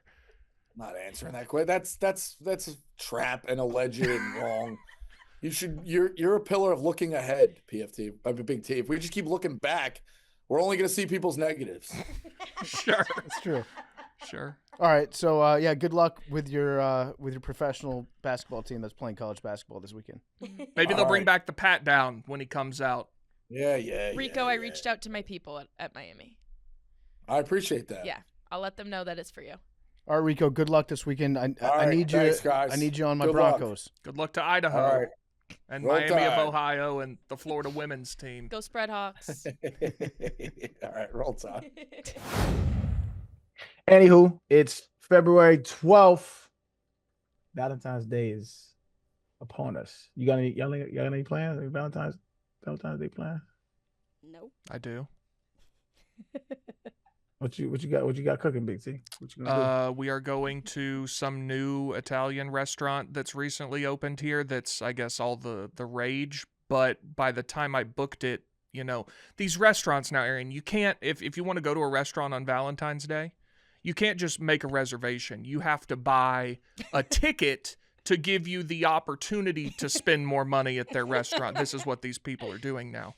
So Wait, what? Explain that. So you have to buy a ticket saying, basically the ticket is your, like, I pledge to spend $50 at your restaurant. I pledge. So it's a personal seat license for restaurants. So What? yeah. So, but by the time I booked it in January, they only had tables for 3 available, which, why do you even have tables for 3 on Valentine's Day? Maybe that's something people are doing now. I don't know. But so we don't kink shame. This is a kink shame free podcast. So I had the polyamorous community. I had to buy a 3 top table for Valentine's Day with 3 tickets. So I have to spend $150 on this dinner, which probably that would have cost that anyway, I guess. What's a reasonable price for a date night? For a nice with dinner? whom? This is a lady. Okay, fair question. This is a lady you're courting. Courting. What's a huh? I mean, I think by the number of date it changes. First date, I would say no more than $80. Okay. Fourth, second, I think it goes up by maybe 20% each time. Okay. Maybe 25%. All right. Your first. Okay, it's the date that you're gonna ask her out to be your girl. Then that's like a nice dinner at a nice restaurant. You know, $200. I don't know. Got you. Okay. So the first date you spending $80. Where y'all going? Drinks. So there's a new thing that I've noticed online, which is that I think this is the proliferation of dating apps. People won't go to dinner on a first date anymore. Mm-hmm. Like it's expressly forbidden. And I think it comes from guys being scared that they're being used just for like a free dinner. You know, I'm with him, dog. Like, so I think people exclusively almost go to bars or mini golf or something for a first date. I don't know. I'm gonna keep it a bit. I'm all for chivalry. Don't agree. Don't have a bad take here. This is what mate. It's bad take. It's a bad take. Why the fuck am I? Why do I gotta pay for dinner all the time? Well, not all the time. You have $40 million. But we both gotta eat.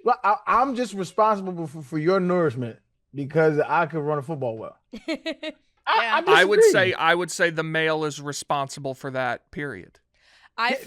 Why? I've heard women explain it like this, whereas the woman has to inherently, and I'm not saying that you two are part of this problem. I am just saying, men, if you're meeting someone for a first date and you've never met them, say you met on Hinge or Tinder or Bumble, and you're going on a first date, there is a lack of familiarity with that person in terms of men can be dangerous sometimes. So You're already putting your trust into this person not harming you, 1.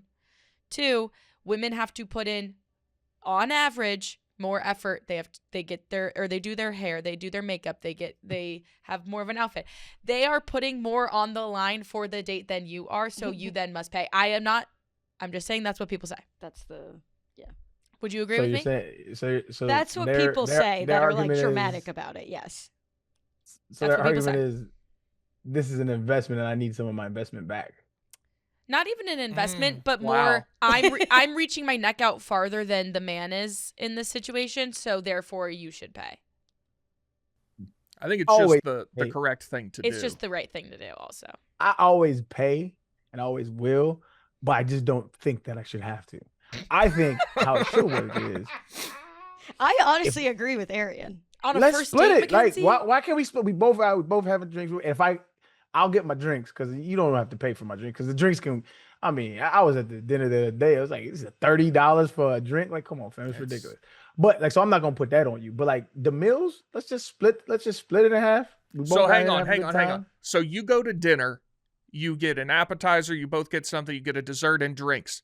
You're going to tell the waiter, hey, I've got the drinks, but then the rest of this, can you split? You would do that? No, I told you, if I have my But way, in your yeah, I would do in that. your ideal situation. In my ideal situation, yes, I want to date a woman that's like, let's just split it.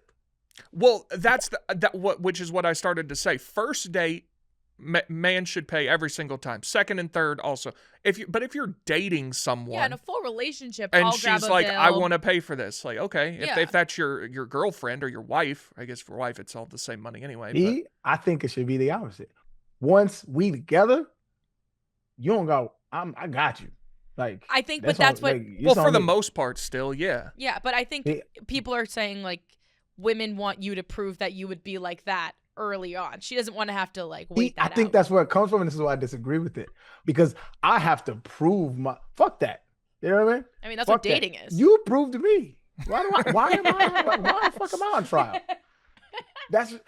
It don't make no sense to me. If we first dating, we should split it because we both and it's not about the money, right? Because it's like if it's something that you can't afford, we don't need to eat there. I don't have an expensive taste. Let's go somewhere we both can afford.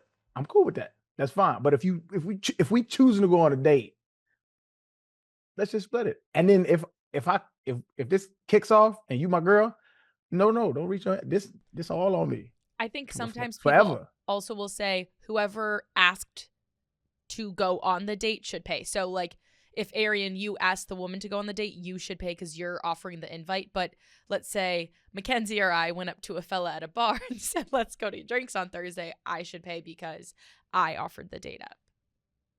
What do you think about that? It's like invite based. I don't know. I think that's another silly game. I just don't get why because you- if I agree. So I am partaking in the decision to go. I should pay my way. I don't know. understand your position of split it at first, and then if we're dating, whatever, I'll take care of you. But just pragmatically, why not flip it? It's the same amount of money theoretically. No, because it'll. I guess because over the long haul, yeah, because it's not about the money. To me, it's about what those dudes are kind of protesting. It sounds like a lot of women. It's almost like an entitlement that I see, you know, and I'm single, so I'd be dating. So I see a lot of women, they'll be like entitled. And so like, we'll go to dinner and they don't even, when the check comes, it's not even a thought. I'm not paying for this shit. And it's just like, what makes you like, why can't you even attempt to be like, hey, you want to, no, I got it. You know what I'm saying? That would make me feel better. But, No, like, I just the do fact that we on appreciate date a and fake. you're supposed to. Yeah, I do the fake. Oh no, no. On my first day with my fiance, she pretended, and I was like, stop, Yeah. stop, sweetheart. Yeah, I do that. I But reach for the but that bag. at least shows me that you understand that I am paying and you're appreciative and that type of shit. I've been on dates with girls where they don't even say, hey, I appreciate the meal.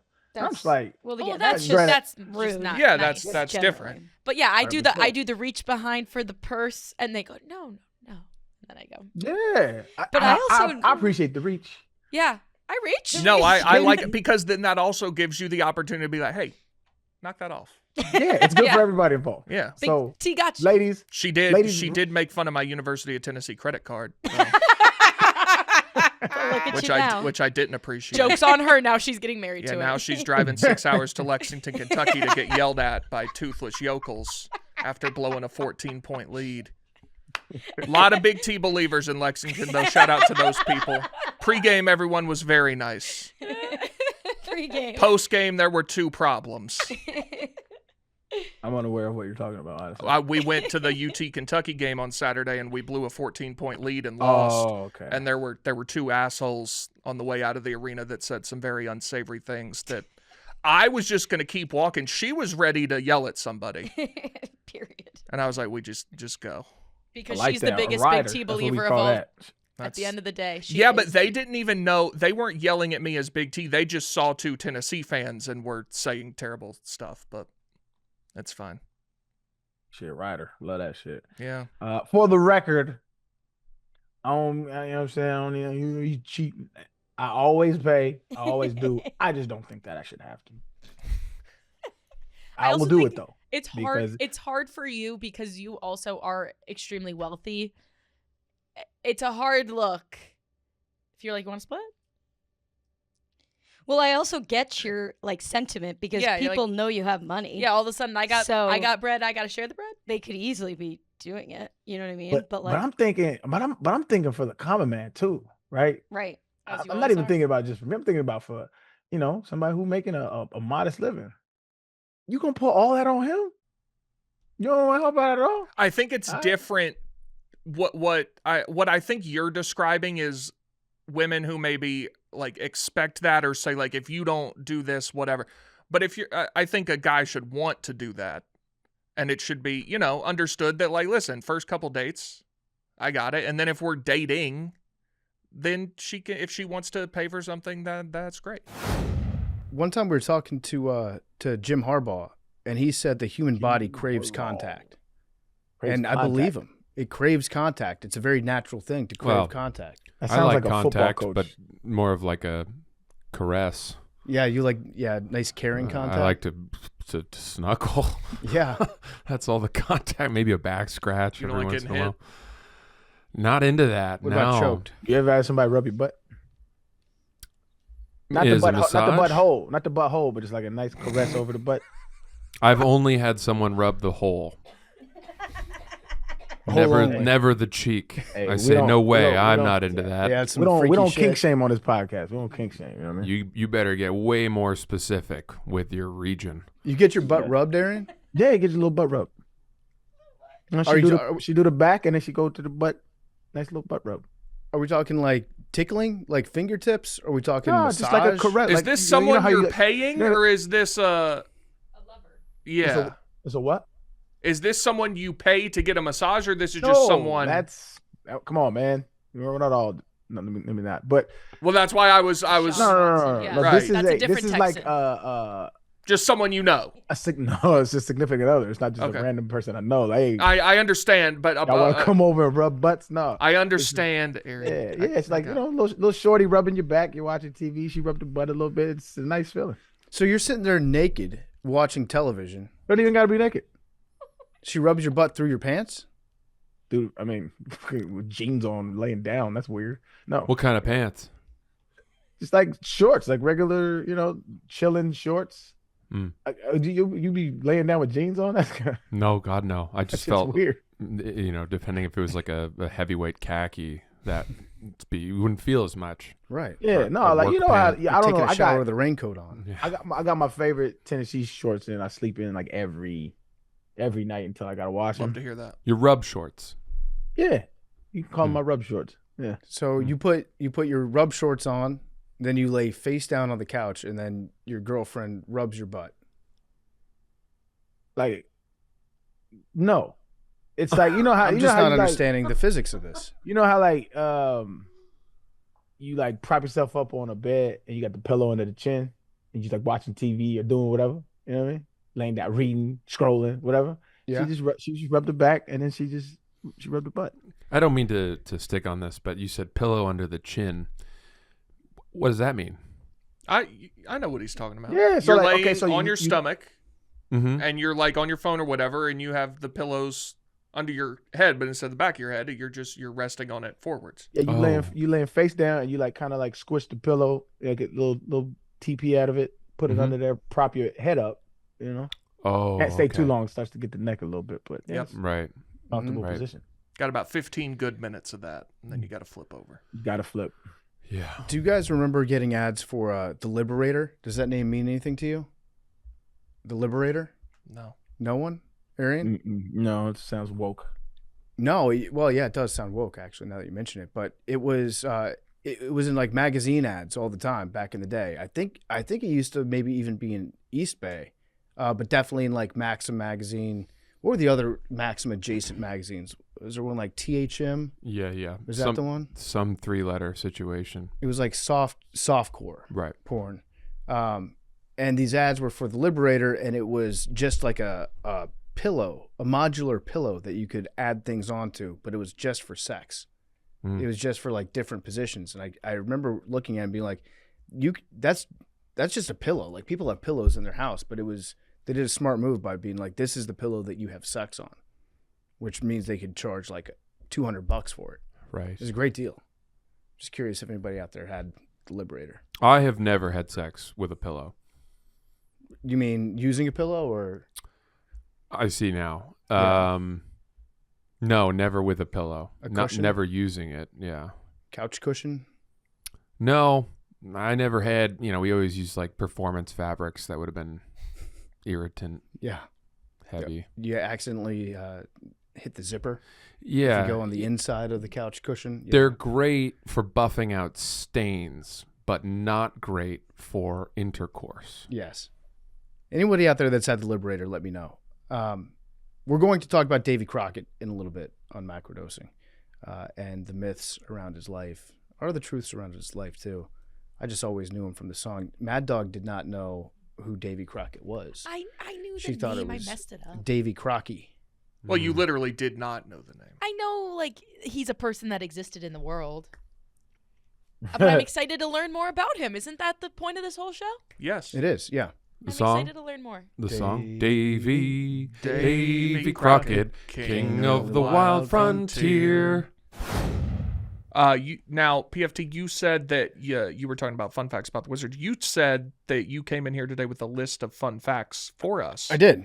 I'd love to hear some. You want to hear some fun facts? I would. What are these just all ranging? Yeah, it's from Ramin Nazibov on X.com, the Everything app. It's all happening on X. Oh, he follows me. That's cool. He also follows 346,000 other people. All right, Ramin. I'm trying to make sure that's not some sort of. Say it again. Ramin Nasibov. RAMINNASIBOV. Okay. I was trying to make sure that wasn't a Ben Dover situation. Oh, gotcha. Ramin, Ramin Nasibov. Yeah, Ramin Nasibov. Anyways, he's a branding and visual identity designer, whatever that means. And he tweeted out, "What historical fact sounds fake but is true?" And so I was just reading some of these, and a couple of them blew my mind. I'd love to have my mind blown. Okay, mathematically, no two people have ever shuffled a deck of cards. Oh, I knew, and I asked. Zach, did I not ask when he came in here? I said, are these good facts or are they bad? And you told me they were good. Wait, we didn't even see where he didn't get to land that plane It's yet. that no deck of cards has ever been shuffled the same way. 52 factorial. Everyone knows that. I'm disappointed. Did you know that? I hate to do this, but I mean, I would have assumed at least one time there's the same deck. I mean, it's I possible, didn't but know that it's fact. remarkably unlikely. You know what 52 factorial means, Zach? Again, we're getting to some things You I don't don't? know. I don't know. No. So the first card could be any one of 52, right? Yep. Second card could be any one of 51. Yep. Third, 50, so on and so forth. So the number of the possibility of that card is 52 times 51 times 50 times 49 times 48, so on and so forth. And it's some number that you could never possibly reach if you wanted to. But this fact is just like denying coincidence because, like, Yeah. hey, come on, there maybe one time. Yeah. I mean, we don't know. That's But why- it is does it have the number on there? I didn't see the number, but it did say mathematically. Right. Meaning that it probably has happened, but mathematically it should never happen. But I think if you take out a brand new set of cards and then you shuffle those by hand, like they're in the same order when you take them out of the deck. So I think that maybe on that first shuffle, we've had some instances where yes, it has happened. It's almost a layup. It puts it in line for you. Get right. Yes, yeah, it cuts the odds a little bit. Hang on, I'm trying to find. I asked ChatGPT how many seconds is 52 factorial in years. It's some astronomical. Wait, how many seconds? It's okay. How many seconds is 52 factorial And then how many denoted in years? years? Okay, gotcha. 52 factorial seconds it gives the number. I don't even know what it is. Roughly 10 to the 50th power times the age of the universe. Wow. Okay, so it's like the oldest thing you could ever imagine. It's a number you could never fathom. See, isn't this is mind-blowing. But everyone knows that. I didn't know it. Mad Dog McKenzie, did you know it? I have not heard that before. Wow. I've heard of a factorial a long time ago. Everyone knows the deck of cards. Everyone knows the cards. Okay. All right. I hope these get better. Okay, the T-Rex lived closer in time to us than it did to the Stegosaurus. It's a mildly interesting fact. Other dinosaurs? Yeah. I thought that was pretty interesting. Do you guys think dinosaurs are displayed how they really are?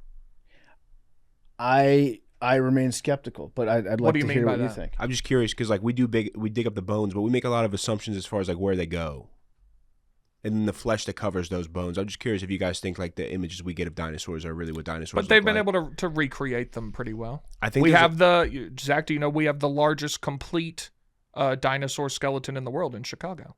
I did not know that, but I think we take a lot of liberties on what that skeleton looks like. Where is this skeleton located? At the Field Museum. And what is it? It's a T-Rex, right? I don't know. I haven't seen it. I haven't either, but I know it's the largest complete skeleton in the world. I agree with Zach though. I don't know. I think when they're unearthing the bones, they have a pretty good idea what a rib bone is, like what a leg bone looks like compared to a finger bone. But I think they take a lot of liberties with the skin and the outside. Like the appearance, like the flesh, and like maybe I agree. Yeah, they could have feathers, for all we know. But when we see them, it's like lizards, like scales. Yeah, we went one narrative on the skin type and ran with it, as opposed to like, do you think dinosaurs had facial hair, or do you think they had? That's a good. I've never thought of that. Like if they had mustaches. Yeah, like isn't that an adaptation, right, for like dust and stuff? So maybe isn't a beard like armor? Didn't we adapt beards for like getting hit in the face? Maybe for getting hit in the face, maybe for like filtering out dust or things like that, protecting your mouth. So I could see maybe dinosaurs also going through those same struggles, especially living outside. Yeah. I've never thought of it. Some dinosaurs could have had like fur, and then that fur started to evolve and shrink, and they don't, like, some are hairier than others. And there's no way they're leaving that behind with the fossil. No, right? no, the keratin's just going away. Yeah, that goes into dust. But yeah, a dinosaur with a beard I've never thought about that, but you might be right. You might be right. I think I may have found a fact to redeem your first fact. Okay. All right. I think it puts it in better perspective. Okay.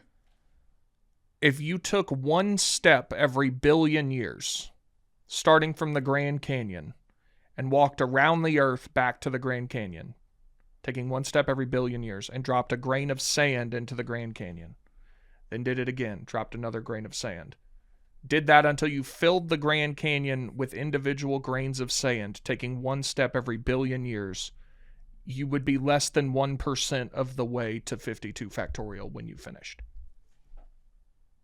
Okay, that's insane. That's actually insane. I think that's a number that doesn't exist. Correct. Yeah.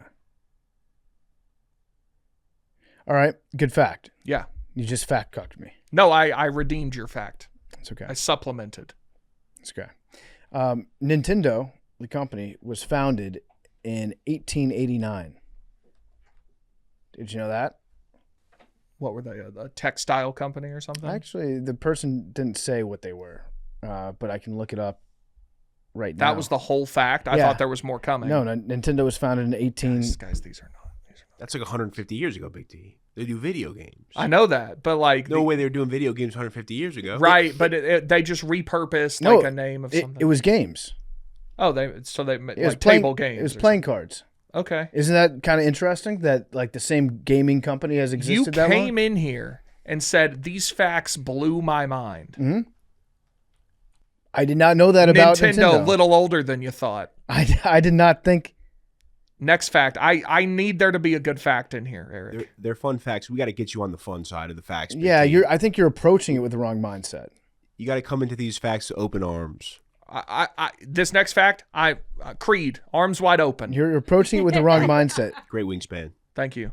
So Nintendo, they would make these playing cards, and then he's still on Nintendo. You would play the games in like Yakuza restaurants and Yakuza parlors. Okay. Like going to the mafia place, and then you'd play your Nintendo. All right. And then now it's still a gaming. That's not interesting to you at all? It's mildly interesting. 1 to 10, 10 being mind blown. It's a 2. They went from Yakuza to Mario. Yeah, and some of the cards had like the flower that Mario would run into later on. They kept some of that same imagery around. Okay. Next fact. And that's not interesting to you at all. I told you it's a 2. It's mildly interesting. Okay, the bloodiest naval battle in history was actually not in any of the world wars. It was actually not even AD. It was before Jesus. It was the Battle of Salamis between the Persians and the Greeks in 480 BC. Okay. Not impressive to you. What? Next fact. That's terrifying just because they didn't have a gun. So that's all hand-to-hand combat, right? It'd be close quarters fight. Like they would have to... And just a shitload of ships just sinking to the bottom. It's better than Nintendo.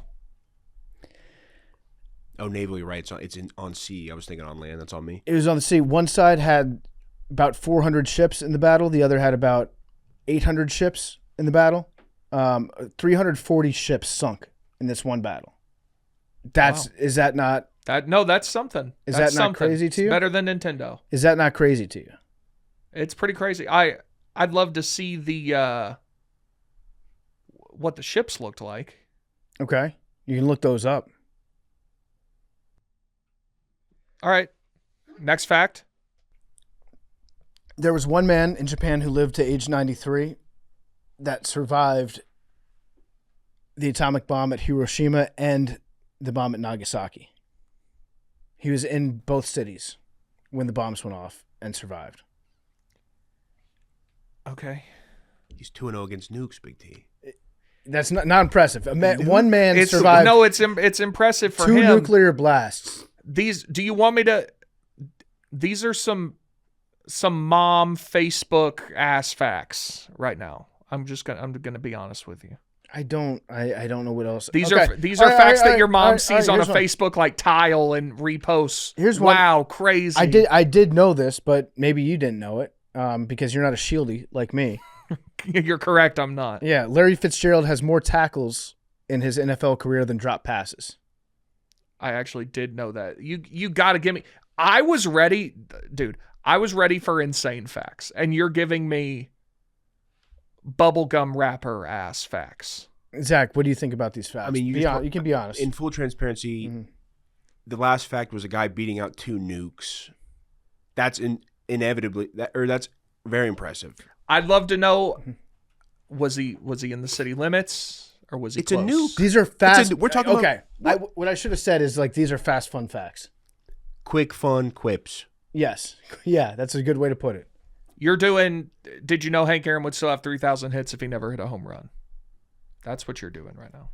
And you don't find those impressive? I do. It's impressive. Did you know Detroit's east of Atlanta? I did know that, yes. Is there a subgenre of fact you'd have more fun with, Big T? I liked where we were going with the before Christ naval battles. Okay, how about this? The state of New Mexico was named before and is older than the country of Mexico. I'd be intrigued to learn more about New that. Mexico is older than Mexico. The name. Explain that to me. That's all you got. That's all I got. Again, these are quick, fun facts. Okay, hit me again. I liked where we were going there.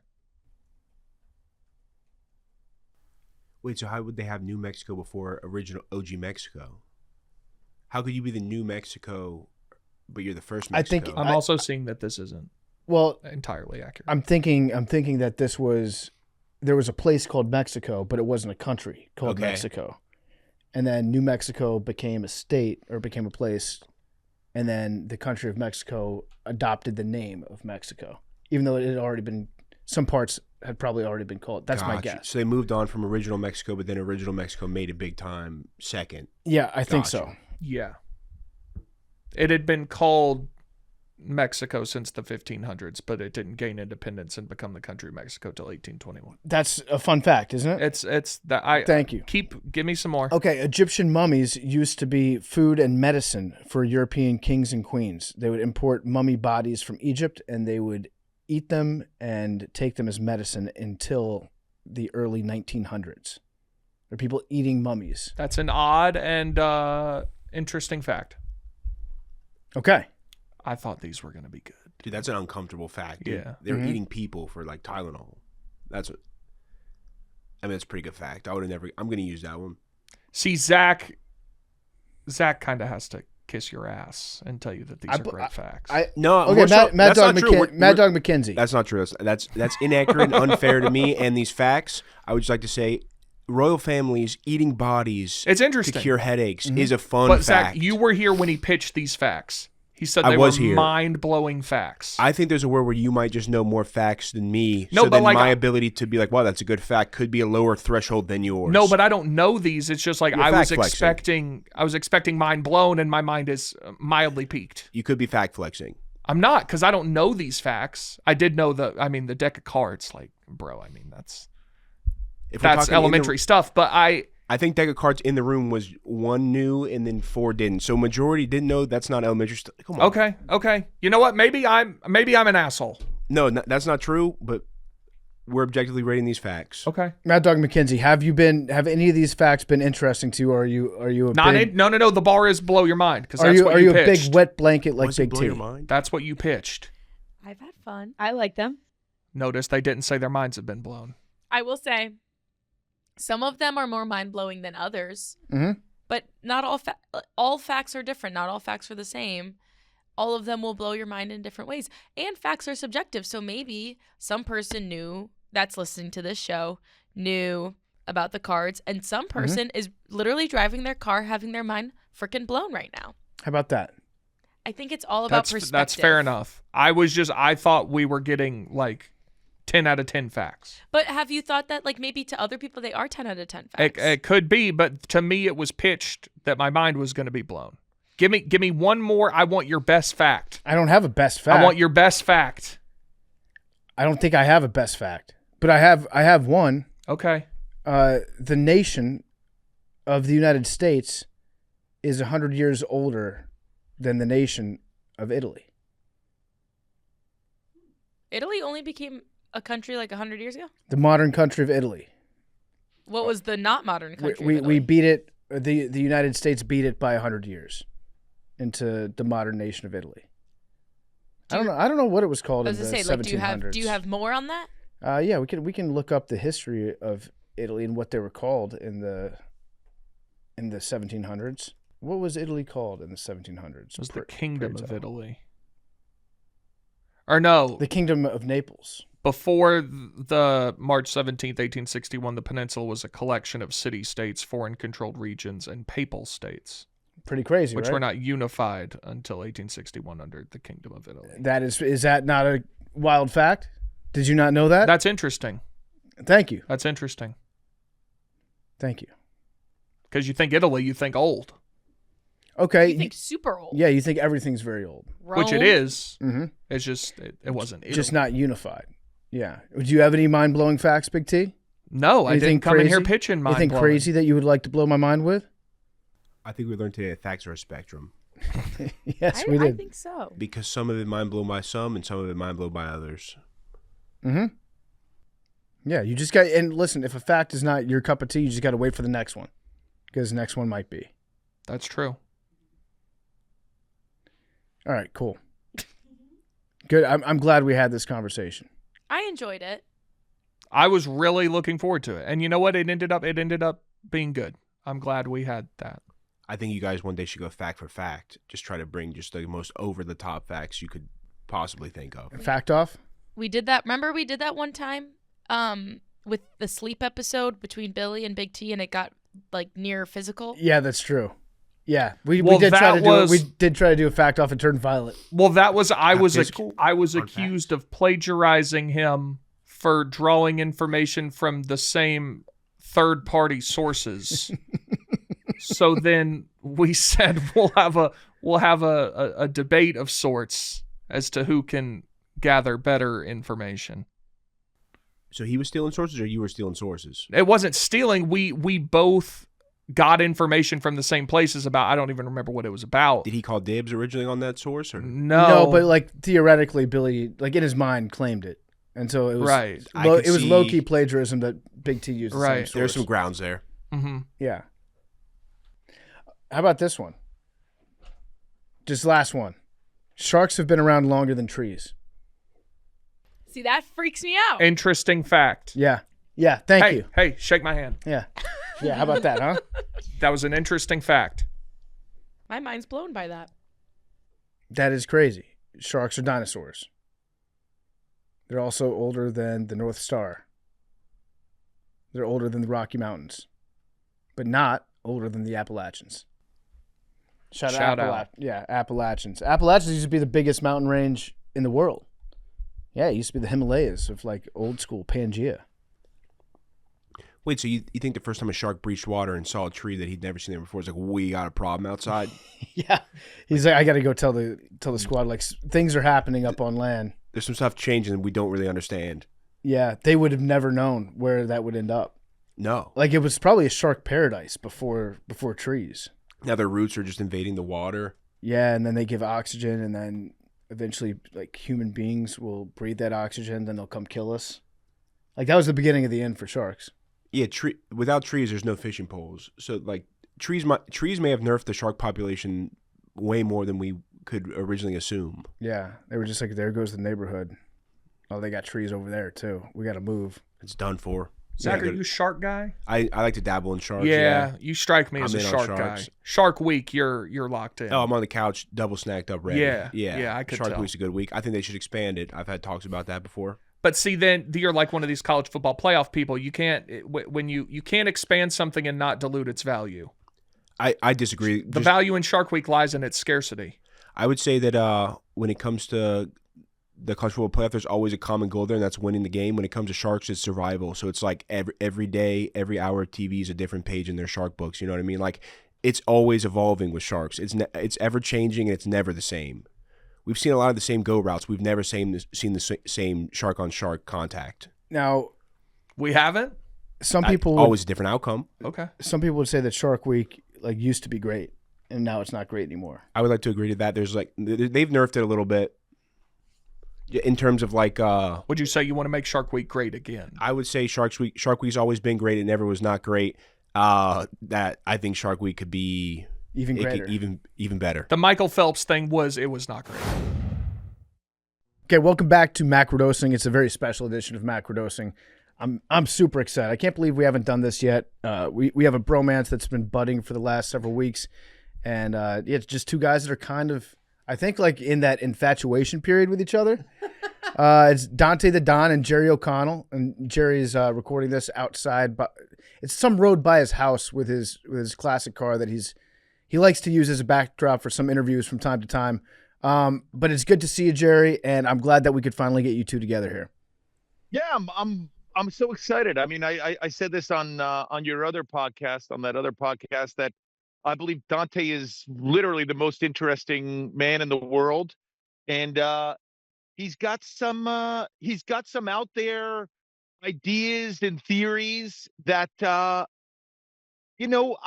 sort of question a little bit. I'll tell you also where this is coming from. I have a family member, not going to say who, trying to keep the family intact, who last holiday, we were seated next to each other at a table. It was hot. There was family all over the place. And this family member said to me, just out of the blue, we were talking about something, and they said, yeah, well, that's bullshit. It's like the moon landing. It's a bunch of bullshit. I sort of laughed, and I could tell they were serious, and this is a close family member. And I said, "You're kidding, right? About the moon landing?" And he said, "No, man, it never happened. It was fake. It was a government operation." Look up the Van Allen radiation belt, Jerry. The Van Allen radiation belt. Dante will tell you about it. Yeah, see, this is where it gets a little crazy, guys. Like, that's something that the internet made up, and like, it's sort of my job here to make sure that. Sorry. No, I agree that it gets crazy, but for the opposite reason. Because there's such a thing as it. Yeah. Because sometimes the truth just sounds crazy. Yes. It's almost like too true. Stranger than fiction. It's crazy how true it is. Before we get into this, Jerry, I got a question for you. By the way, I'm not just saying this to pump your tires. You look amazing. Yeah, thanks. All right, perfect. All right, that said, you look cool as hell. You do. That said, I gotta ask why you are where you are right now. Are you ashamed or afraid to be in your house talking about this stuff? Is that why you're like down the street? Is this like what my friend does when he has to make a phone call that he doesn't want his wife to hear? He like says he's going out to get something and he drives around. Is that what this is? Dante, I gotta say you're very astute. I am down the street from my house. My spouse is currently in my house. I don't have like a home office or something. I have a little closet area where I do a lot of my fantasy football work. But I didn't want to sit in the closet for this. Yeah, I drive about less than a mile away from my house where the cell service. I'm directly under a cell tower right now. I'm sure you have some sort of theory about that. I'm okay with the 5G hitting me. I don't think it causes COVID. Well, that's a whole nother. But what I was saying is when we were in Vegas and you were talking about the live show, I thought you were full of it when you were telling these guys on PMT that your wife had no idea who they were, who these people were. I thought you were just playing that up. And then I heard from everybody that was at the show that she was legit like, who are these people? Yeah. It was great. So you live like a double life. Yeah, except my lovers are, barstool. Like I mean, honestly, like my lover should be like a young Italian woman who, English is her third language. It shouldn't be like coming on macrodosing and talking about you, whether like the nanobots are talking to me through this 5G tower that I'm looking at. I should be with a hot young chick. Like, let's be honest here. Yeah. This is a very sad period of adultery for you in your life. It's like I'm gonna go talk to Dante. Yeah, my buddy Dante. My other lover is Dante and Big T. Yeah, Nikki Smokes. That actually might. You and Nikki Smokes might actually fall in love with each other if you spend too much time around each other. He's got game. He's got game for days. I was hoping that we could pick up a little bit. Dante mentioned, the experience in Vegas that we shared together. That dinner where I think that's when it became like officially official that Jerry, you loved Dante. You thought he was very interesting.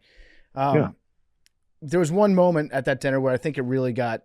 It was almost like you were teasing him, which is very cute to watch.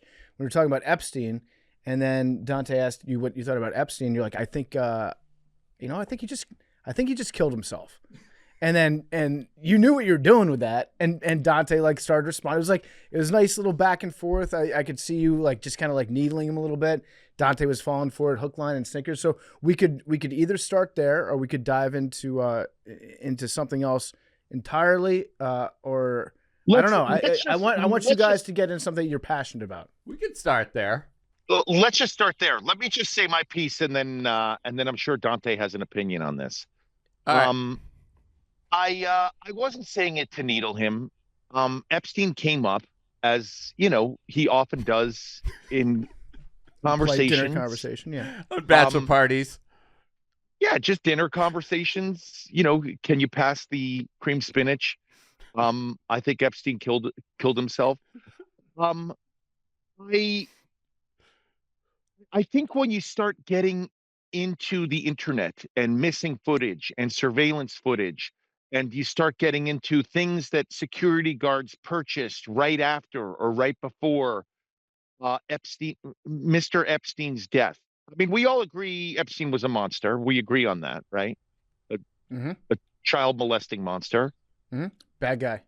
I just heard one person say bad guy. Oh yeah, absolutely. Yes, you need the exit row. He needs a verbal yes. Okay. Yes. Yeah. Nothing for Mad Dog, but Very bad guy. Okay, I don't want to speak for you. I don't want to Very bad guy. mansplain Epstein. But Mad Dog confirms. Yeah, bad guy. We hear you. Mackenzie, do you also confirm? Yeah. Mackenzie confirms bad guy too, so we're all in agreement. Yeah. Bad guy. Okay. Bad guy, great. I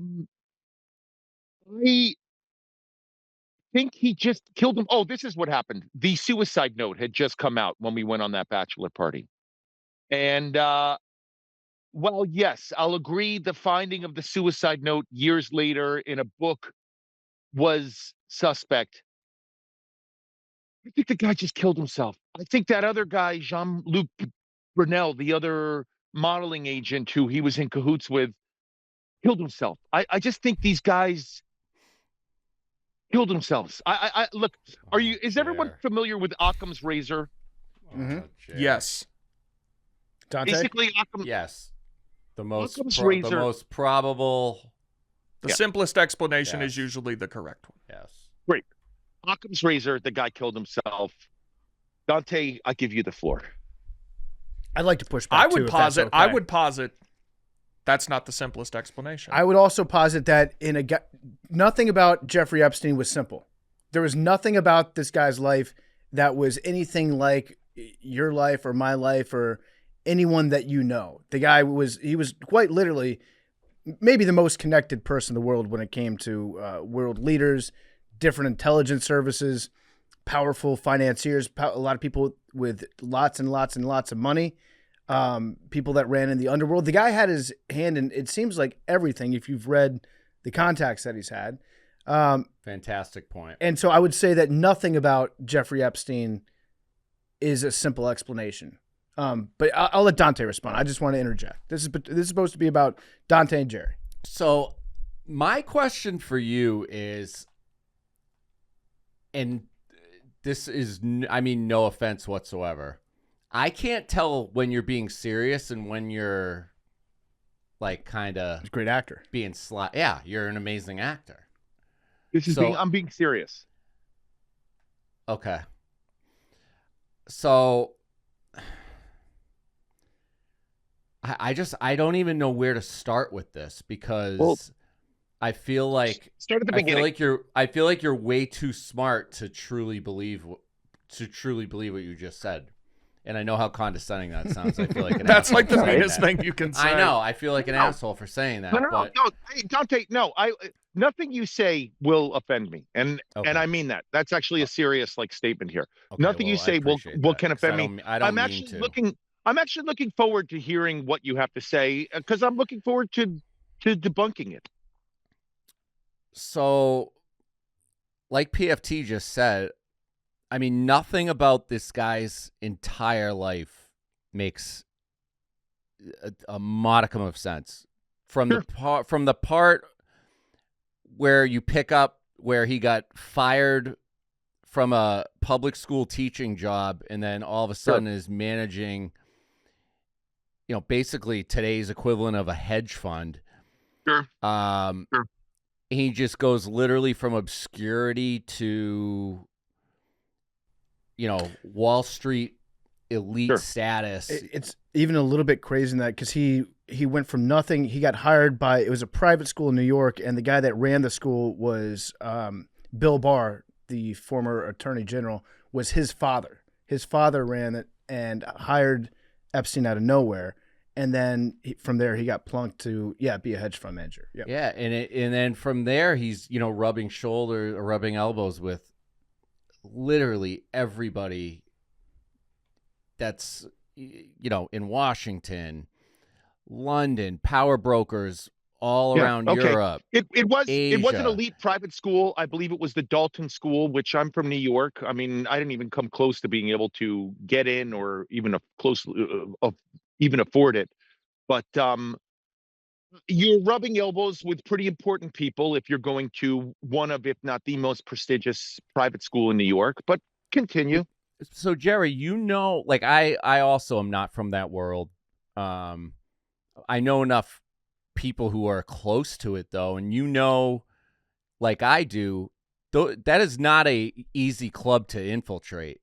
And No. if you are not like blue blood, like you can't just crack into that. So the fact that he comes from out of nowhere, he doesn't have wealthy parents, wealthy grandparents. He doesn't have, I mean, it's basically like the Great Gatsby. Like Yeah. he fakes his way into these circles, and then all of a sudden he gains all this power and leverage. It just makes zero sense.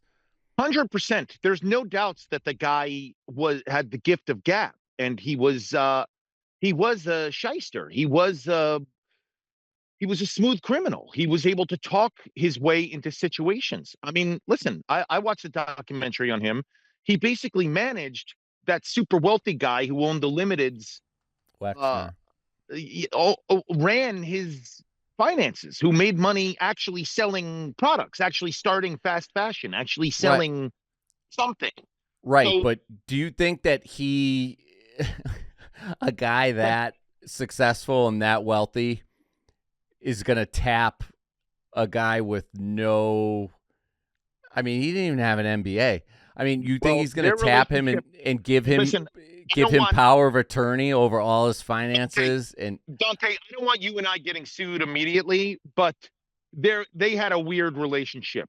Okay. Yes. And when I say weird, I mean like look at my eyes. Yes, agreed. Mm-hmm. They So, had a strange relationship. Older dude, younger Right. guy. Right. There's some weird stuff going on there. Mm-hmm. I also And think by the that way, I want to see when we're brought into court for saying this. I want to see them like I'm not saying. I just want to let the jury know I'm not saying anything. I'm just going like this. They had a strange relationship. A relationship. Guys like us, Dante, could never understand. Agreed. So he gets to a point where he's the most connected, one of the most powerful people in the world in terms of who he knows, who's in his Rolodex. Here's Jerry why I don't think that he killed himself is because the man spent his entire life building up books of blackmail on all of his enemies. It was very important to him to have everything documented, and not even his enemies, his friends. He had lots of blackmail on his friends. Yeah, there were cameras that were in all the rooms in his townhouse, or cameras all over that house. I have it's not operating right now. I mean, I don't want the bad guys to know that, but I have 3 cameras in my house, none of which work. But he had nanny cam, cams, a little different than having a security system when he's got massage rooms with old guys getting jacked off left and right, and he's got it all on tape. He obviously has that for a reason. So did Bubba the Love Sponge. I mean, yeah. I mean, people have cameras in their house. I don't have a camera like in my bedroom or anything. I mean, not that anything is like worth seeing in there. It's just us watching Summer House reunions and saying things like, "Don't touch me, your foot is touching me." But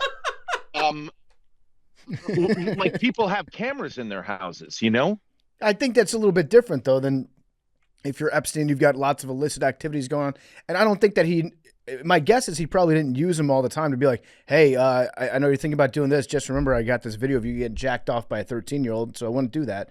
I think that I think that Jeffrey Epstein mostly brought people into his universe, had them at parties where there were some questionable, illicit, illegal things going on, and it was understood that everyone kind of knew everyone's business, and so that made that he didn't have to threaten blackmail. Because he just knew. You would just know that Jeffrey Epstein knows bad things about you. So you don't even have to verbalize all the time. But my point is that a guy that spends his whole life like networking via blackmail and via extortion and having these same kinds of connections, that is a man that's got very, very powerful friends and very, very powerful enemies as well. And I don't think that that's somebody that would end up killing themselves before they got to put all the stuff that they had built up in case of emergency to use in the public eye. I think he had some backup plans and then backup plans to backup plans. And here's a safe and here's how you get into the safe in case anything happens. I think he had all this stuff ready to go. And I don't think a guy like that hangs himself. And it was in his cell. documented. Yeah. When they raided that New York townhouse, they emptied those safe. There's pictures of that safe empty with stacks of CD-ROMs, stacks of Polaroids, and none of those have seen the light of day or ever will. So I guess my point is, I don't think a guy like that hangs himself. The stuff on the you mean the stuff on the CD-ROMs? I have to break out my Dell from 2000 and put it in there and like see what's on there.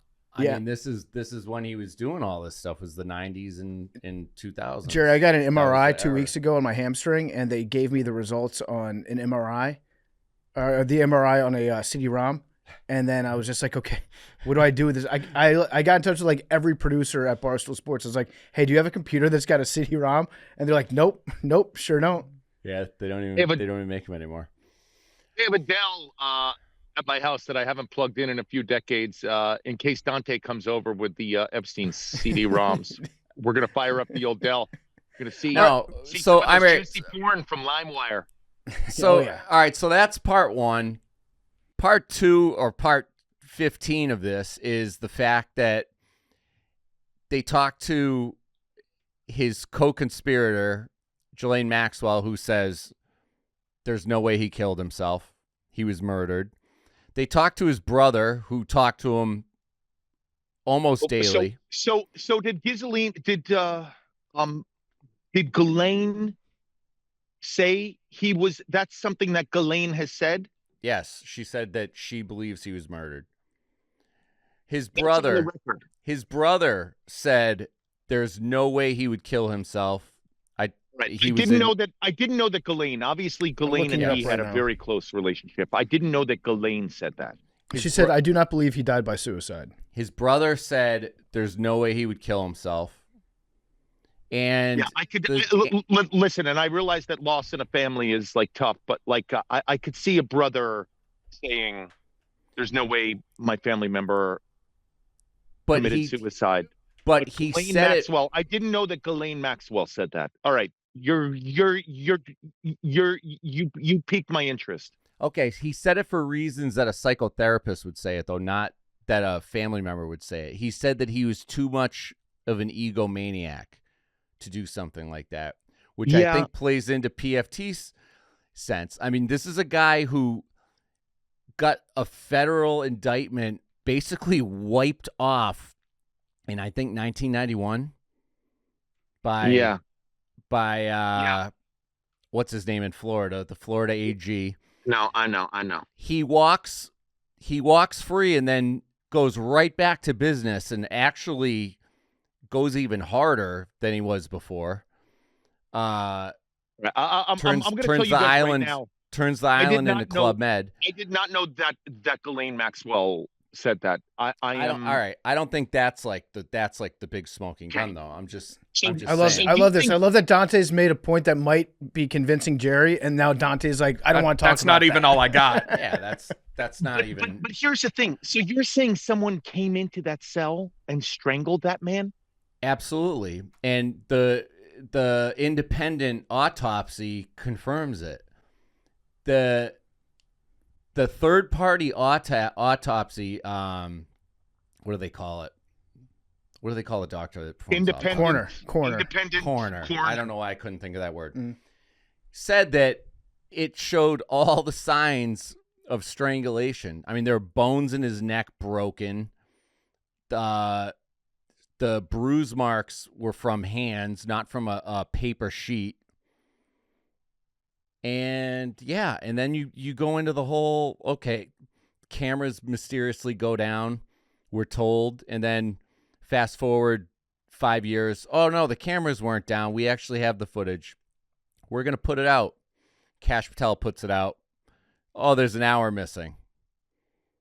Okay, so that doesn't raise any red flags. Then I'm not going to name names. Do you think that certain people pretty high up know whether he was murdered or committed suicide and are not saying it. Oh, I think that there's no doubt about it. And Don't say a listen, name. Let's not get canceled before we even Jerry, start. Jerry, I'm at the point now where I am not even positive he's dead. Let's go. All right. Let's go. You've been seeing the guy walking around? No, I don't think saw he's. that I don't one. think he's. I don't think he's dumb enough to be. I don't think he's like Whitey Bulger hanging out in Florida. You know what? But you look at Jerry right I now. think Jerry's nervous. I think He's there's a nervous very that you're getting too close to the truth. I think there's very. Jerry went to a Diddy party. He's connected with some of these same guys, and I think that you've hit something here, Dante. And Jerry's like, we can't do this anymore. No, I think that there's a guys on this possibility that they snuck him out and that body wasn't even his. That Well, they had a plan. Remember, they had a plan to sneak out a fake body. There was a plan, Jerry. This is real. To get the media. Jerry, this 100%. They've confirmed this. This is in the papers. They had a plan to sneak out a fake body to lure the media so that they could get his real body out. Guys, this is the problem with like where you guys are. He thinks we're joking. Tell him, Eric, tell him. You can't just stop at maybe he was murdered, which is like really far-fetched. You can't just stop there. You have to take it to he wasn't murdered at all. He smuggled his body out of the building. You All right, guys, so Jerry, tell him about the body, Jerry, I got to tell you this. And I know what you're saying. Things tend to snowball here. But and this is serious, Jerry. There was a plan in place to wheel a fake body out of the jail to divert attention from the media. There was a memo that you can look up online between a jail supervisor at the MCC and the FBI. So it's in the files. And they had a plan to deal with a large media presence that might show up once Epstein's death became public. And the idea was to wheel a fake body out of there. That is an actual thing that's in the files. Okay. I want to let you know.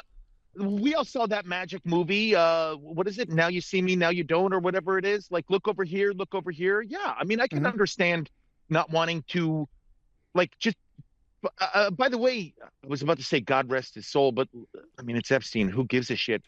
Like the body's covered. It's a body bag. Like you could put potatoes in a body bag. Like who cares? But it wasn't to wheel out his living body to smuggle it out so he can wake up in. Oh, don't make me say it. Somewhere in the Middle East, like guys, you're going too far. Stop. This show's going to be incredible. Listen, I think at the end of the day, we're talking about a guy who was on such a high level. We don't even know. Like we're so in the dark about what level this guy was on and operated and the people that he knew and was connected to that we can't even fathom. Like I'm trying to equate it to something like you would say, like it's beyond like you yelling at your daughters and your daughters being like, fuck off. I'm going to go talk to mom and mom won't care about it. It's like getting in trouble at school, getting sent to the principal's office and, knowing like your mom's banging the superintendent, just being like, yeah, I don't care what the fucking principal says. The superintendent's going to do whatever I tell him to because, he wants to fuck my mom. It's on that level where I feel like the state of New York judicial system, Epstein was like, what the fuck am I doing here? When are you getting me out of here? This is a joke. Get me the fuck out of here. Get me the fuck out of here. The FBI meant nothing to him. I feel like the people that really pulled the strings, and he either got whacked or he's off living somewhere with some pretty good plastic surgery in a witness protection program that's on steroids. Were you saying my wife is fucking the superintendent? No. Unpack that analogy a little bit. I'm trying to make a metaphor. It was a shitty job. Hey, but Dante, I'm gonna blow your fucking mind, and this is the honest to God's truth. You can look it up right now. Dante, are you ready to have your fucking mind blown? Always. So my daughters told me this in a diner late night after a volleyball competition. And this is why I don't do these podcasts in my house. My wife is in the Epstein files 4 times. Yeah.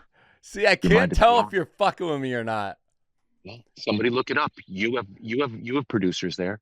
All right. Now, I don't want to offend you, but So, that my doesn't wife- surprise me. That doesn't surprise me. Dude, he was a You know he wanted to clone Britney Spears, right?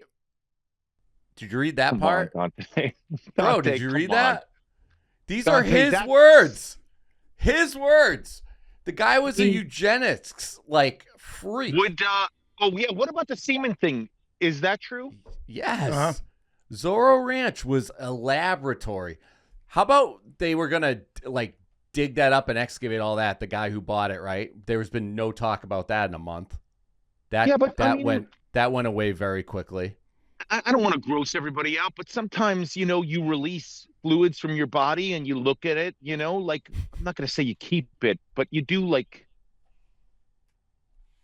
at it, Okay, I found. I have 3 hits of Rebecca Romaine in the Epstein I found one files. right here. Listed description: world-renowned marketing entrepreneur Jean-Luc Brunel opened. My wife's former modeling agent. Yeah. way. Having discovered faces such as Christy Turlington and molded the careers of celebrities such as Sharon Stone, Rebecca Romaine, Estella Warren, Mila Jovovich, Monica Bellucci, and Jerry Hall, Jean-Luc started the high-profile MC2 model management to represent high fashion models in a boutique agency setting. That is a murderer's row of names. I'm not going to lie. He just killed himself. I don't think he killed anybody else. Now, he was the agent who was affiliated with Epstein, obviously doing terrible things. We all agree they're all monsters, right, everyone? Yes, they are all monsters. Monsters. Dante didn't say it. But the biggest monster. They were very, you're right. They were very high connected. Okay, Dante, I'll give you this in this round. There's a possibility he was murdered. I didn't realize that Ghislaine piece of information. I will not give you he's alive somewhere and his live body was funneled out of that building. Okay. Look at that, though. Okay. Let's go to the I next think that's one. a win. Come on. Okay, go to the for next Dante. one. Okay. Jerry, I do want to give you 2 minutes to voice your opinions on Henry Lockwood and the interview with Kellen Moore, because I don't think that you were able to really get everything out that you wanted to in your 7-minute interview that you did with TMZ about Hank farting last week. So if there's anything else that you need to add, I want to open the floor. This show's about the First Amendment, so we want to let you speak your mind. I mean, the guy definitely farted in the middle of an interview. I get it. He's on a road trip. Your digestive system is weird. When we went on our bachelor party, my digestive system was weird. Mhm. But, there's ways to not emit gases loudly. You just sort of hold, you let a little bit out. It's like a balloon. You can make a balloon go Yep. or you can make a balloon just go and I don't know. I think the guy just shows a lack of respect for head coaches in the NFL and how difficult that is, and people giving their time to you guys. It was just a lack of respect, and he's not owning it. I mean, accountability for me is the first thing. I mean, we always say that about you. Yeah. just make amends, move on. That's how you move on. This is America. Everyone's into second chances. You didn't mention All right. the fact that it took place at the Pelicans/Saints facility. They're right next to each other. You didn't bring that part up. You didn't bring up the size and shape of the chair that he was sitting in, which he has been extensively documented. And you didn't bring up the fact that he moved his legs and it wasn't a fart. It was air that got pushed out when he moved his legs. It got pushed out because it kind of squoze at a Out weird of his angle. anus? Yeah, through his butt. Yeah, there was air that was. It was All right. So it was all right, it was we it will was call it a fart. repressurizing. We will- So the we will inside call of his it- anus there was air that was under pressure, and then the equilibrium air has a tendency to seek equilibrium if the outside air pressure is lower. It went through his sphincter, and it made a noise, but it was not a fart. All right, so we'll call it a butt queef. You know what? I want to stop talking. This isn't about Hank Lockwood. This is about Okay. Dante. I want to get back to my man Dante. Okay, I just wanted to make sure that you had enough time to. No more Hank Lockwood. Okay. Celtics are gone. No one cares. Next topic. Okay, big topic that Dante sent over. Hold on. I should have prefaced the Epstein thing with this. I want everybody to know, and I don't want this to get edited out. Just because I discuss these things does not mean that I believe them. I try to explain this to people all the time. Just because I know about these theories does not mean that I believe them. You're just asking questions. Exactly. Okay. I am of the mindset that I think to just take something as fact at face value because that's what it's always been. That's what we've always been told. Okay. I think that Thank you. is a Thank you. disservice. Thank you for clearing that up, Dante. Right. I just also, since we're clearing things up, my wife, when my wife went to Epstein Island, I believe there's a name for it, like Little St. James. St. Hades. But when my wife went there, my wife was modeling for Victoria's Secret, supermodel, look it up. And because of Epstein's relationship with that older dude, the older dude owned Victoria's Secret and therefore would rent out Little St. Hades for Victoria's Secret modeling shoots. So my wife was going there for modeling shoots. And that's why my wife is in the Epstein files, is because my wife was going there to work. No interaction with Good to know. Mr. Epstein, none whatsoever. Didn't see any shenanigans. Do want to say early on when all this was coming out, when my wife did say when we were watching a documentary, I'd met this guy and then found out one of her model friends was actually dating him. And in a text exchange, I saw, I went out with him. Can you believe that? And my wife met him at a dinner one night. And my wife told me about the interaction that they had, but I will let my wife tell that on next week's Macrodosing. Bring her on. See if she'll bring her car down here and sit on the Zoom with you guys for 90 minutes. Any of your wife's friends single? Not friends, coworkers. What? Wait. Not friends. Hey, Dante, are you single these days? Dante? Yeah. Why do you think I'm asking? Hey, Dante, you're a catch. I know. But listen, I'm out here in Calabasas. A lot of the ladies I know are like moms who are newly single. So you got to deal with like stepkids and everything. You okay with all that? I'm great with kids. I love kids. Actually, Dante, I'm not kidding. You would be a great father, and I'm just saying that from the 3 days that I spent with you. You'd be really, you'd be a good father. You. I'm a great godfather to two of my friends' kids, and I'm a mentor for big brothers, big sisters. Yeah, hey, you know what? Why don't you start to save some of your cum in a laboratory in New Mexico, and then you can have all the kids you want. Ow! True story.